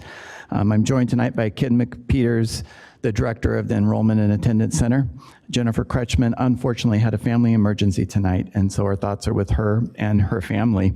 And I do thank O'Neill Sanchez, who is Jennifer's other partner in crime, who was badgered in the 11th hour and then agreed to join us, so thank you, O'Neill. Chronic absenteeism is defined as missing 10% or more of the school year for any reason, including excused, unexcused absences, and suspensions. Our high suspension level in our district actually contributes to also a high chronic absenteeism rate. And I acknowledge Member Wu for bringing that up just a moment ago. It is a fact in our district and was written here in our presentation. It's also important to note that chronic absenteeism is not the same thing as average daily attendance, ADA. ADA is the percentage of students that show up for school on any given day. Both chronic absenteeism and ADA must be examined to fully understand school and district attendance. Chronic absenteeism must be taken seriously as it is a powerful indicator of students that may drop out of school and students needing support. As you can see from this slide, the impact of chronic absenteeism is alarming. High levels of chronic absenteeism are associated with higher levels of suspension, Bless you. higher dropout rates, and lower A through G completion. Although we don't often think about it, a student that misses just 2 days a month misses over an entire year of instruction by the time that student reaches high school. Millions of young people in the US miss out on opportunities in post-secondary education and good jobs because of poor attendance. Research tells us that poor attendance contributes more than any other factor to course failure and low grades. So let's take a look for a second at chronic absenteeism in Sacramento. According to CDE DataQuest in 1718, 16.1% of our students were chronically absent. As you can see, chronic absenteeism rates in SEOSD are higher than adjacent districts. Similarly, chronic absenteeism rates in SCUSD are higher than many other urban California districts, including Oakland, Long Beach, and Los Angeles. Chronic absenteeism also is a significant factor with our most vulnerable students. 27% of our African American students, 50% of our homeless students, 39% of our foster students were chronically absent in 1718. At the CDE's dashboard, each of these student groups are the color red. It's also the color red for Pacific Islander students and American Indian students. We as a whole for the district are orange. As the data shows, chronic absenteeism does not look the same in all urban areas. The good news is research tells us that chronic absenteeism is reducible and its impacts are reversible. We'll now share some things that we are doing in the district to achieve this. Good evening, everyone. My name is O'Neill Sanchez, helping along with the Be Here grant. So in 2017, Sac City Unified received a 3-year grant from CDE to attack chronic absenteeism here at the district. So prior to this grant, there was no official attendance office and only 1.5 people to support sites with student attendance. So the grant was divided into 3 main components. The first one being the marketing campaign, which is our community education and awareness campaign led by our youth media team that you all met earlier today. Second part of it is standardization of district-wide attendance business practices, which consists mainly of us creating processes and tools that we provided to all sites across the district. And lastly is the attendance improvement program. Through this program, it is our core work in attacking chronic absence. We work closely with targeted groups of schools that were identified based on high rates of chronic absenteeism to form systems and create a culture of positive attendance using research-based best practices. Each site has a site attendance team that meets a minimum twice a month. At these meetings, attendance teams monitor data from our student information system, such as Infinite Campus, the ABC reports, and EIS, to determine who is most affected by chronic absence. Team members develop site-specific goals and galvanize support for multi-tiered strategies. Data is used to understand and address common barriers to attendance. And ultimately, our goal is to connect chronically absent students with needed supports to help improve overall success. As a district, we host a monthly attendance improvement movement meeting where attendance representatives, including administrators, front office staff, and support staff from all schools within the district to come together and learn from the experts and from each other. we are also using an MTSS framework to design district and site level tiers of interventions based on student needs. As you can see, as we move up the tier, the degree of intervention increases. We move from positive school climate and community engagement that impacts all students up to more targeted supports like home visits, referrals to school social workers for the students who are in need of more support. This year, all of our students will ride public transit for free, which is a tier 1 intervention, therefore removing a huge barrier for many of our students. Our EIIS, Early Identification Intervention System, is the correspondent data collection system to identify the students in need of those interventions. In the past, we were reactive and focused primarily on students that fell into the red and purple zones after they had missed so much school, therefore they were already academically at risk. This new framework allows us to use a more preventative approach. We can catch students early when they start to fall down. This is all about providing the right support to the right students at the right time. The multi-tiered system of support is the guiding practice to drive all of our work around the ABCs. And I'll pass it back to Doug. All right, thank you, Anil. So the slide before you is our 20 grant schools.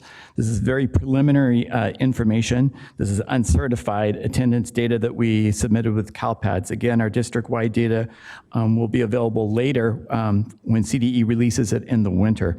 Again, this data is very preliminary and has not been certified. As you can see, we saw some reasons to celebrate, and we also recognized areas we need to improve and grow. At our 20 sites supported by the Be Here grant last year, we saw a 0.81% average decrease in chronic absences. That decrease translates into eliminating the number of chronically absent students by about 400 students.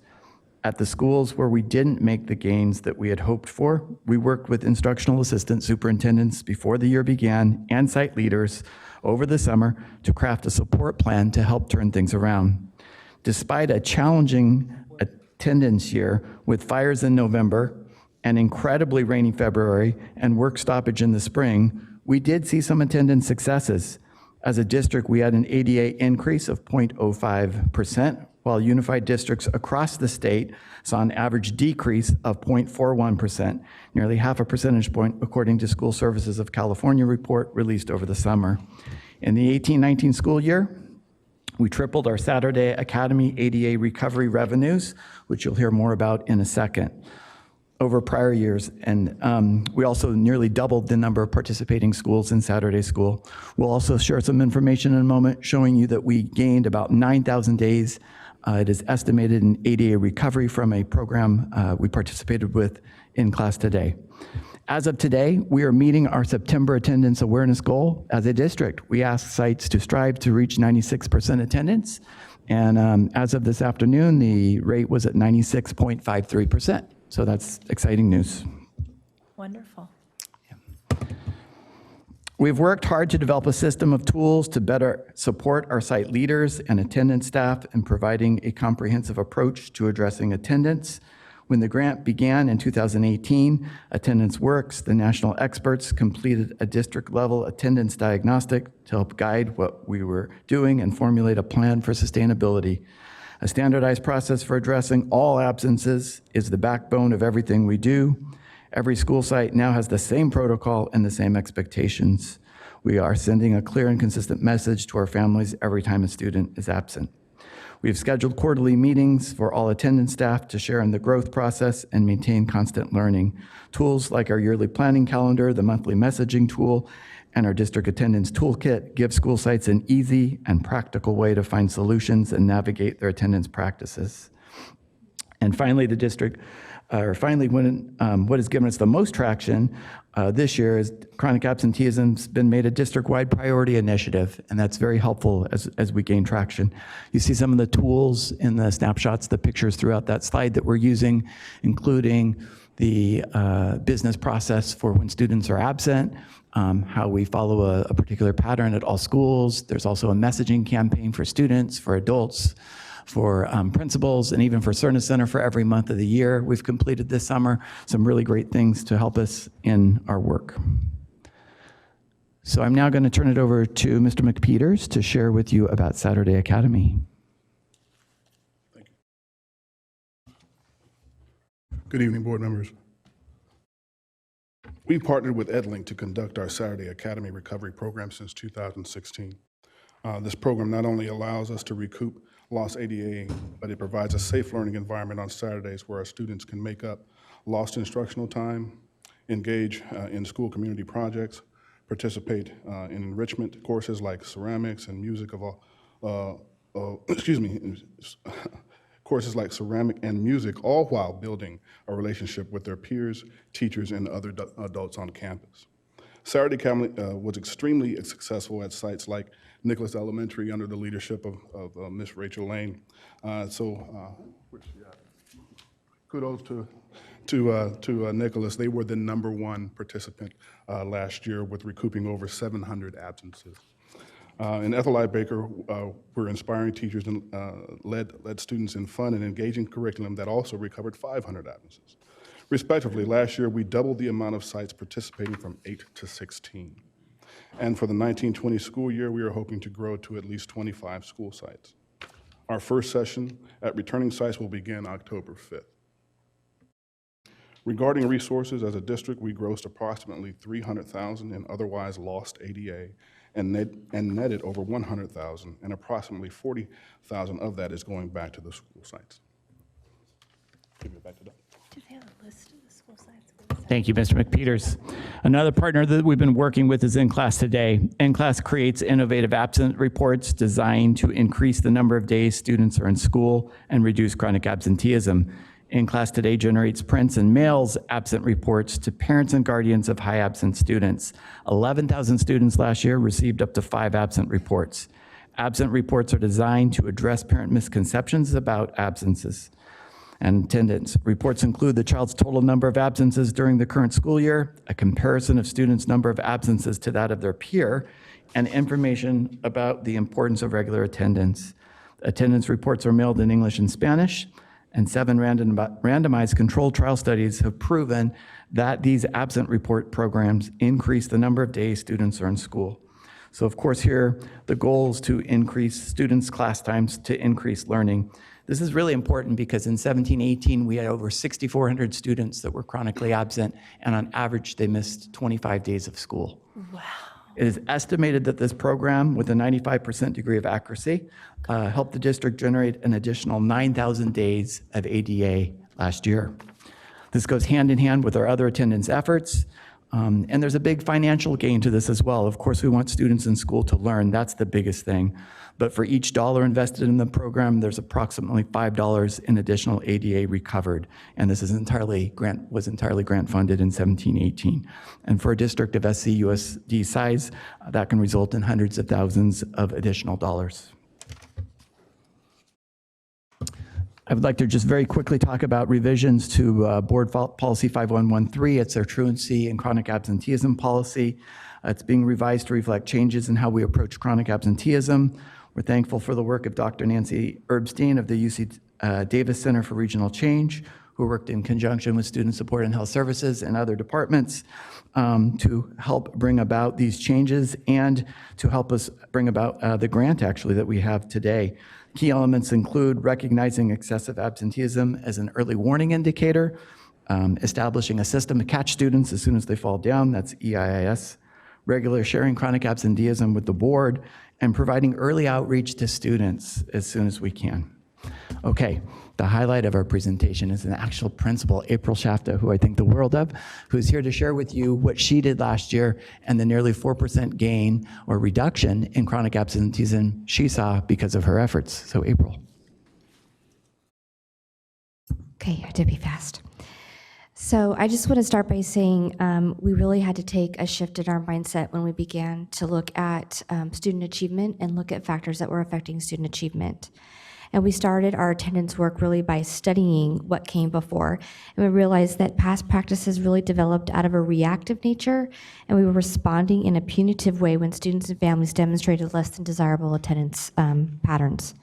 This reactive process served to further distance families from school sites and really deepen that sense of disengagement. Realizing this, we began to look more closely at attendance crisis at Tahoe, and I really want to call it a crisis because it's a crisis in our district, not just at my site, and it's a problem that we really haven't spent a lot of time studying. Go ahead and wrap up. So what we did at Tahoe was we began to look at data. We looked at the Eiis system and our Infinite Campus system, and were able to target and identify student groups. We mobilized our entire school community. We involved students, we involved teachers, we involved parents, and we involved our oversight committees such as our site council. And it was really through the involvement of all these groups that we were able to realize a reduction in our chronic absenteeism. Thank you so much for all of your hard work. Okay, our very last slide.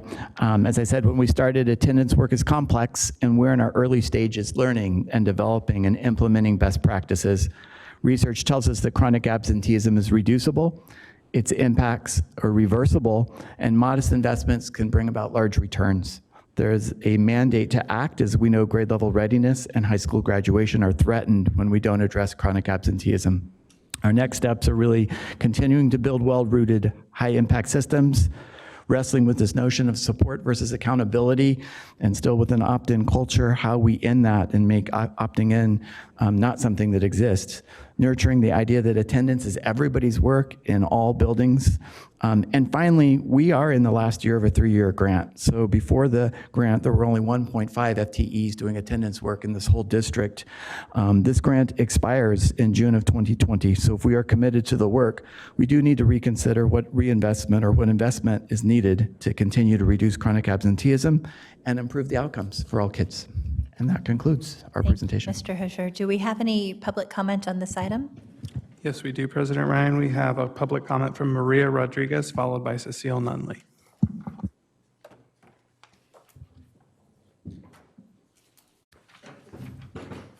Hi, Maria. Good morning, good evening, President Ryan, Superintendent Aguilar, and members of the school board. I am a 15, 16-year parent of the district, and I blame Mr. Husher for me getting involved. He was the principal when my son was a first grader. Matsuyama was changing from being a year-round school to a, traditional school year, and, we thought we could make a difference by speaking up at meetings. So thus started the ball rolling. Thanks. So I have a point, I have an assumption, and I have a story. My point is, chronic absenteeism, these factors that go along with it, right? We don't know what causes what. We don't know that chronic absenteeism causes these other things. If they're all, what's the causation? My assumption is that in general, children at young ages who have chronic absenteeism will continue to have chronic absenteeism. So there is a thing that we can follow. My story really quickly has to do with JFK Band, which I love. So my son and his friends, there's 125 kids in that program.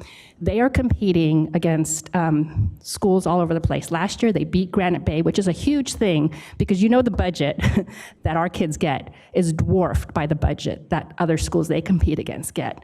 My friend lives in Pleasanton. They're going to compete against that school. Their parents pay $1,000 per kid for the band. We, we try to ask parents to pay $400, but we can't make them. I'm the treasurer, right? We don't go after someone. Anyway, the point is they're not going to miss a day of school. Those 125 kids are not going to miss a day of school because they care about winning. So do people in sports.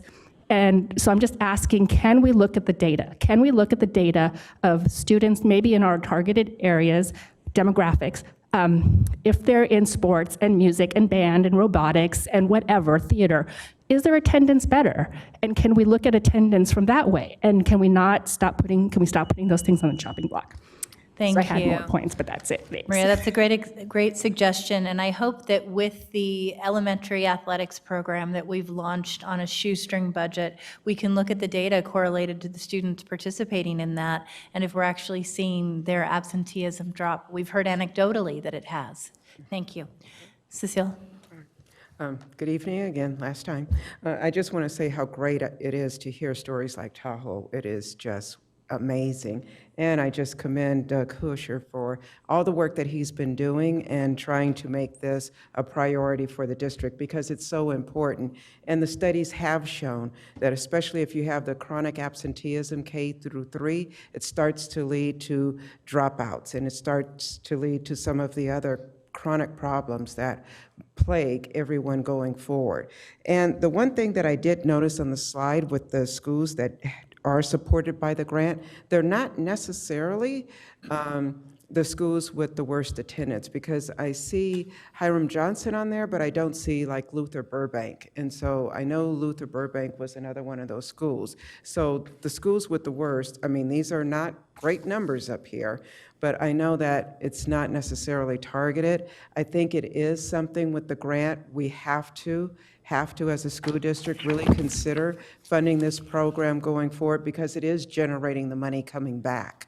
And it also has the added benefit, not just of the money, but it also makes a difference for those kids because their student achievement scores come up. To miss 25 days out of 180, that's totally unacceptable. Absolutely. So I just hope it keeps going forward. Thank you, Ms. Nunley. We have a comment from Board Member Vang.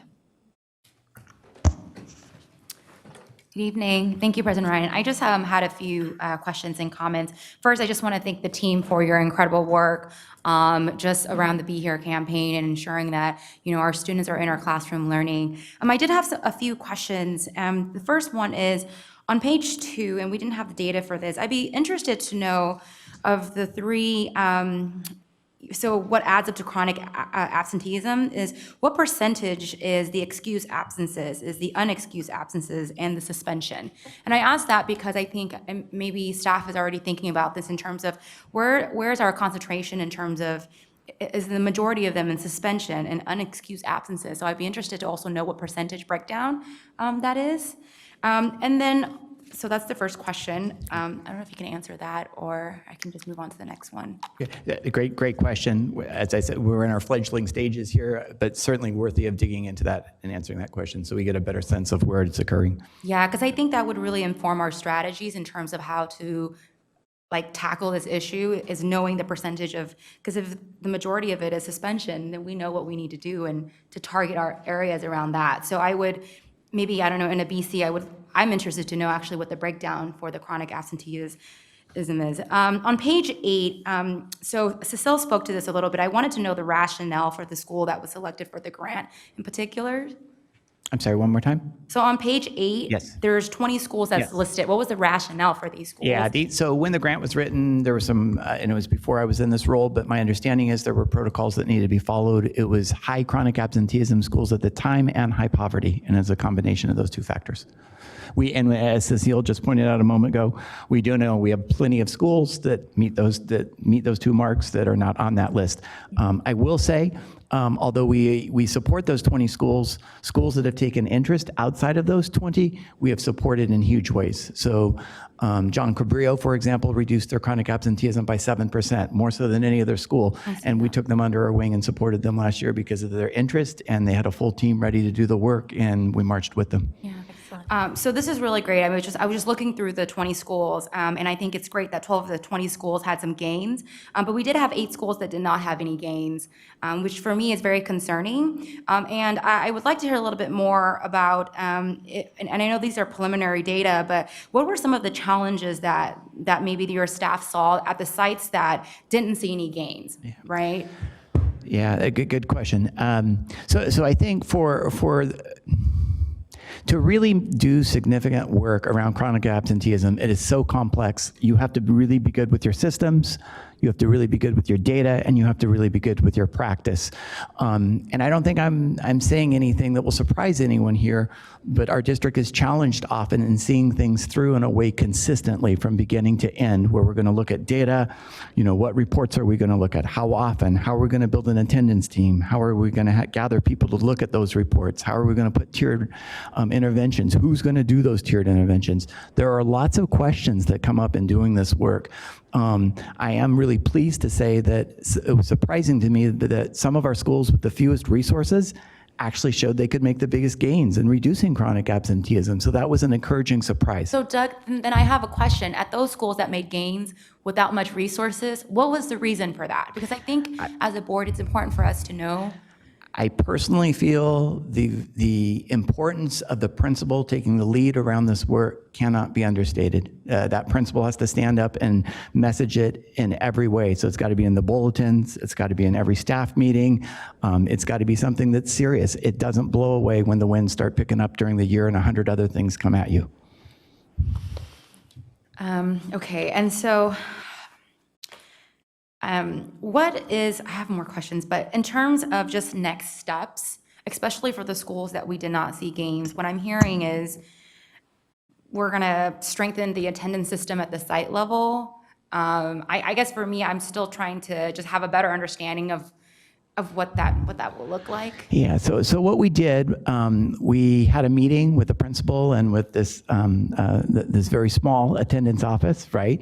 Really only 2 additional people here, but with the principal and the instructional assistant superintendent. One of the areas where we think we can make big gains is really thinking about the unit of change being through leadership and building the capacity of instructional assistant superintendents to work and support their principals, and how we get this look at data systems and practice down. And how much was the grant that funded the 1.5 FTE? Yeah, it's a little over $2 million over 3 years. $2 million over 3 years for 2 staff. Well, and there's a lot of other things that have gone into the Like the grant. operational Yes, piece, the training, yeah. okay, got it. Yep. So we have, Yeah, so I guess I'm also asking because I think, the board investing in attendance office is critical in terms of building the infrastructure. But for me as a board member as well, is to ensure that, if we move forward with this as a budget item, I also want to be able to show like the positive outcomes, right? So when I do see 12 of the school making gains, that's great. 8 of the schools, right, we're 50%, almost a little over 50% there, that's great. But we'll have to justify this if we move forward. I do think we need to invest in attendance office, and that needs to be a priority of this board. So yeah, thank you. thank you, Member Vang. We have a comment from Board Member Pritchett. Thank you, President Ryan. I just want to say that I wear this shirt proudly tonight, and the work that you guys are doing. I myself was one of those students that was chronically absent, and most of it was based on bullying. It started in elementary school, and it lasted through high school. And I can guarantee you, in high school, I probably was one of those students that missed 25 or more days. And I missed a lot of school because of it. And so I just wanted to thank you for your work. I truly think back, like I wish there was programs like this when I was young that could have kept me on track.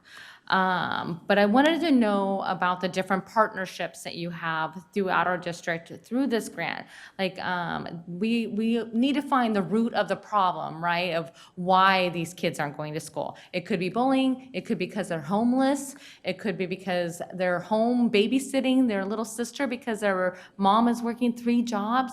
We don't know the reason why. And so I'm wondering, are you partnering with like the parent-teacher home visits or foster?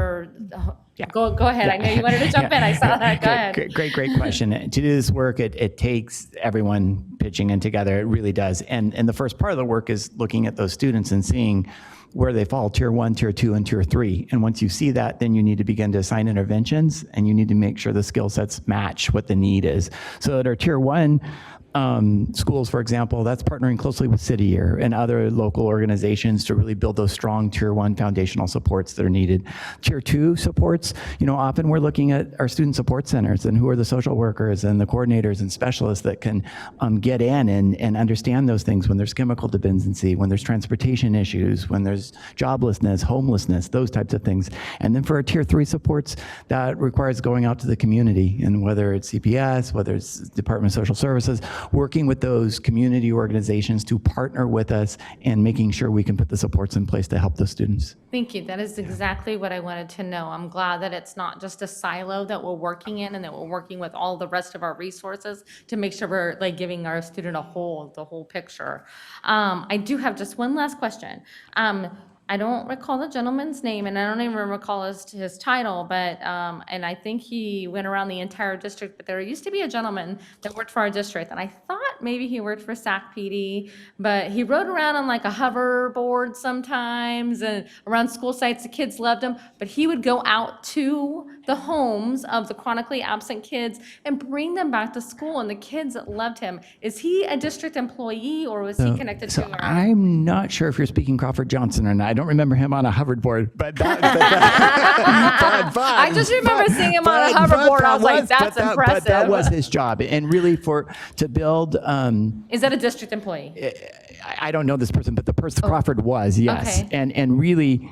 For a district of the size, you need 4 or 5 of those types of individuals to do that door knocking and go really work hard diligently with our most chronically absent students. Again, if we've got 6,500 kids missing an average of 25 days of schools, that's a lot of door knocking. So is that something that we were also working with our school resource officers on, or was that not part of our contract? In the limited time we've had this grant, we haven't done that, and I don't believe it was part of it. I mean, I'm sure that in some ways there was overlap in the work, and they might have done some of it, but Yeah. we in this office didn't explicitly do that necessarily. Okay, thank you. Board Member Morawski. Thank you for this work. I was looking at the data and just trying to make sense of it. You know, I think from a budgetary standpoint, if you're looking at academic return on investment for what you're investing, if it really is done on a cost-neutral basis and we're getting a big academic bang for the buck from potentially continuing or sustaining this work in future years, it seems like a no-brainer. I think I would really love to see some careful analysis of that when you come back and throughout, budget development, so we could really look at that. It does seem critical. Everything's important, but this does seem critical to sustain in some fashion. So I just really want it to be done in a way that is very credible. And I'm looking at the data and just trying to kind of figure out what's happening. So we only have 1 year of data, so I think that's also why it's a little difficult, and we don't have the data to compare these schools to the rest of the district. Correct, and we really have to crank each one of those by hand, given okay. yes, Yeah. So I appreciate you. I appreciate you bringing this preliminary data to us. I'm curious if you know offhand, because I'm just looking at the deltas. Because sometimes when you do an intervention, there's also just natural fluctuation in data year over year. So I'm curious if you know what is kind of a normal range, or is it usually pretty stable? Because if you see like say a 1.5% reduction, how would you interpret that in terms of could that be sort of a statistical variation, or is that like actually a meaningful reduction? So you ask an outstanding question. I've read quite a few books. We've worked closely with Attendance Works and others. I've been looking for that same answer. Not a lot of research on that. So when all the things come together, what can you expect for to be good gains, to be average gains, to be poor gains, right? Or losses. I mean, it's still in its fledgling efforts. I guess one thing to think about is it's only under ESSA in the last couple of years that 36, I think, states made chronic absenteeism part of their dashboard, basically, or part of their accountability metric. So in some sense, this work's really new. Before, it was kind of under the rug. Oh, I see. Yeah. Okay. Well, I do want to just congratulate some of the schools here who have made really incredible gains, and that is not a statistical fluke. When you make a 7% like at John Cabrillo, or 4.6 at Bret Hart. I mean, that's a testament to the dedication that went into the work. So I appreciate continuing this conversation as we do further analysis. Thank you. Board Member Garcia. Yes, so I had a couple of questions for Principal Shafto. So I know you run out of time, but I wanted to get a sense of maybe some concrete examples as to what you did at the school site. Sure. To just understand a little bit more sort of what you had to do. Yeah. So I actually had a lot of concrete examples I skipped through, but yeah, so we actually kind of sat down and identified, we looked at the data and identified some specific students that we wanted to target for some intervention. And we sat down with those students and discussed attendance. We asked them what some of their attendance challenges were, what was making it difficult for them to attend school, because that's really the root of the problem. And then from there, we developed some goals with those students, and we would check in with them regularly to see how they were doing on those goals. There was incentives involved, but in addition, we would pick those students to be what we call attendance ambassadors. So they would also, at the end of each week, they would announce the winners of our attendance challenge. So we did weekly attendance challenges between classrooms, which it is a little bit ungainly for sites because we don't have a report that we can run per class per week that will show us what the rate is. So that all has to be done by hand, but it was worth it because the kids were completely bought into it, and we're a uniform school, so we, the incentive was free dress the following Monday if your class had the best attendance rate for the week, and it's amazing how that is really exciting to kids. They also got to be first in line at lunch, also very exciting when you get first whack at strawberries and the watermelons. But those are some of the things that we did. The teachers also were involved. We created an attendance folder so that when kids returned at the end of their absence, they would walk into the classroom, they would see the folder, they would know that someone knew they were gone. And inside the folder would be their missed assignment so that there wasn't that gap in making sure they were able to make up the work. And we also, with our targeted groups, we were really conscious about how we were messaging and informing parents about the importance of attendance. We did school-wide messaging in terms of Facebook page, newsletters, messengers, but we also did targeted messaging to especially our kindergarten and sixth grade classrooms, which were groups of students that we recognized had a higher chronic attendance rate. So those are kind of some of the things that we did. I could go on for days, but those were the things that were high leverage. Thank you. That adds a whole lot of color to the picture. So that's helpful to me. And it's good to hear that that these strategies, sometimes it just doesn't. You just have to be creative. But there's something that can be done and can work. Now, the manual part of the data piece, can you, both at the site level and it sounds as if the district level, can you just share with us why that's happening manually? I mean, is that common? So what we have to do in order to generate a weekly average is we have to take the classroom's daily attendance and then calculate an average over the week. So we can run an ADA report, but it doesn't give it to us by class, which is what we're trying to drill down to. Okay, and is that something that can be done at the district level? It sounds like not right now. Really good question.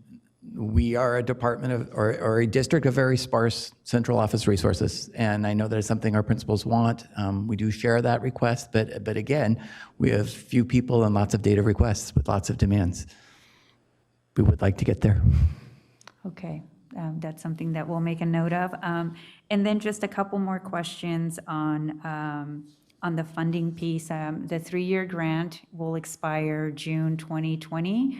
These are is this connected to Prop 47? Yes, Okay. exactly. So, so the grant specified sort of which school sites would be included if you were a recipient of that grant, right? So the high poverty and I think it was the high chronic absenteeism. So it was almost a predetermined sort of list of sites that we could work with. But what happens next after this grant goes away? Are we able to reapply for the grant? Because these are ongoing savings that would be available to all districts throughout the state. But I'm just wondering if there's an opportunity to reapply for these grant dollars.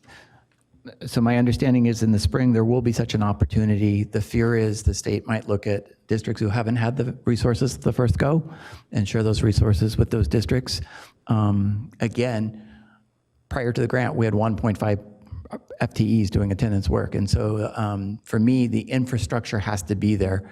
You know, that Crawford Johnson type person I talked about, we really need about 5 of those individuals. If you talk to Elk Grove Unified and other districts, you find that's really the size of their department, what they have to go do some of those roll up the sleeves and let's do the work and support the school sites in addressing their most chronically absent students. And the grant does not allow for the hiring of positions. It's just for the So positions could be hired, and were. Some of the people you see before you tonight are through the grant, but we need to be looking at the year ahead really at this point because those funds will expire in 2020. Okay. Well, I hope that fear doesn't stop us from reapplying. And I mean, we will- all we they can will. do is say no, right? We will. And then we'll continue to figure out how we can keep this work going. But I'm just, one last question about the school sites. I see that you have 16 participating. I'm just wondering, how do we grow that beyond the targeted group of schools based on the grant criteria? So, and it's a really interesting question you asked. So Jennifer, who couldn't be here tonight, but I work very closely with her, and we talk about there's this tension between going deep and really helping schools get over the hump, and then going wide and introducing to more folks. But then also, it's kind of like whack-a-mole at that point. You begin to have all over the alligator heads going, right? It's difficult. And so, we have to give some serious consideration to this being one of the few areas in the work that we do that actually can generate income for a district, right? And what does it take in terms of resources to be able to do that in a way that is acceptable for the outcomes we want for kids? Okay. And if we can have that analysis for the board, so as we consider where to place our limited resources, what some of these investments would mean. And to your question, we have made a draft of a multi-year plan, what that could look like in terms of those resources, and we'd be happy to share that. Oh, excellent. Thank you. Thank you so much. Thank you, Doug, and the rest of the team. I think several of the board members talked about the desire to have an analysis on the return on investment. So it would be good to be able to do a price per pupil if we were to calculate out over the multi-year grant and then look at the reduction in chronic absenteeism to see what that ROI would be. Is it for every $1 invested, we get $1.10? I think it would be really nice to be able to have that as a per unit. I will say, while I appreciate a desire to continue to apply for grant funding, this has been a historic problem with the district. We rely on grant funds, we launch fabulous initiatives, and then they go away when grant funding disappears. And so I think we have to have the fortitude to say enough is enough. If we in fact believe this is a critical intervention, which we know it is, particularly for our most disenfranchised students, how do we carve out the resources to make this something that continues into the future?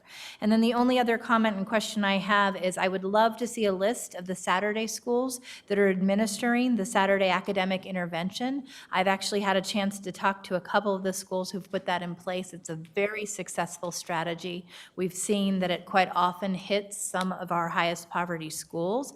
And I'm curious, do we have the ability where we don't have Saturday school to allow students who are participating at a school site without Saturday school to attend at like an Ethel Phillips that offers Saturday school? We currently do have students that participate that don't have absences. So what the overall goal was the students that had absences, they would come to that school and recover their absences. Yes. Well, the good thing about it is that other kids were like, well, I want to come too. Yeah. And so students that didn't have absences actually show up for Saturday school, specifically around the culture and climate of the school and wanting to participate in academics other than the regular week. I would love to figure out how we can get that word out more. And then my last comment is just around the letters to address parents around chronic absenteeism. A lot of our schools are really effectively using text messaging to connect with our parents. We need to be thinking about these alternative means of getting in touch with parents. And that's a great way to send a quick message about how important attendance is and to let our parents know when students are falling off track. We have some of our grant schools that have piloted that this year. the text message program. So Wonderful. great, right on point. Great to hear. Thank you so much. We really appreciate your work. Thank you, appreciate it. Oh, and Superintendent Aguilar. President Ryan, I do want to just recognize our team and just remind ourselves as well as remind the community that the approach that we have taken is one that focuses right back to student achievement. And so we are building the infrastructure to be able to not just monitor chronic absenteeism as a standalone data set, but rather that as we have evidence that some of our schools are reducing chronic absenteeism, that we can take students who are now coming to school regularly and determine whether they are growing academically. And that, I realize, is where we have to go, but we're still kind of at the stage of just getting them back to school. But just know that we've built the infrastructure to be able to report back to the board what happens when students who were chronically absent are now coming to school regularly, and ensure that we can report back to you what are we doing differently to give you confidence that students are growing academically. They may be 2 years behind grade level proficiency, but we ought to be able to see some growth toward grade level proficiency. So I just want to make sure that that our board and our community understands that we are not treating this, in fact, we're not treating it as the state treats it, which is a standalone measure.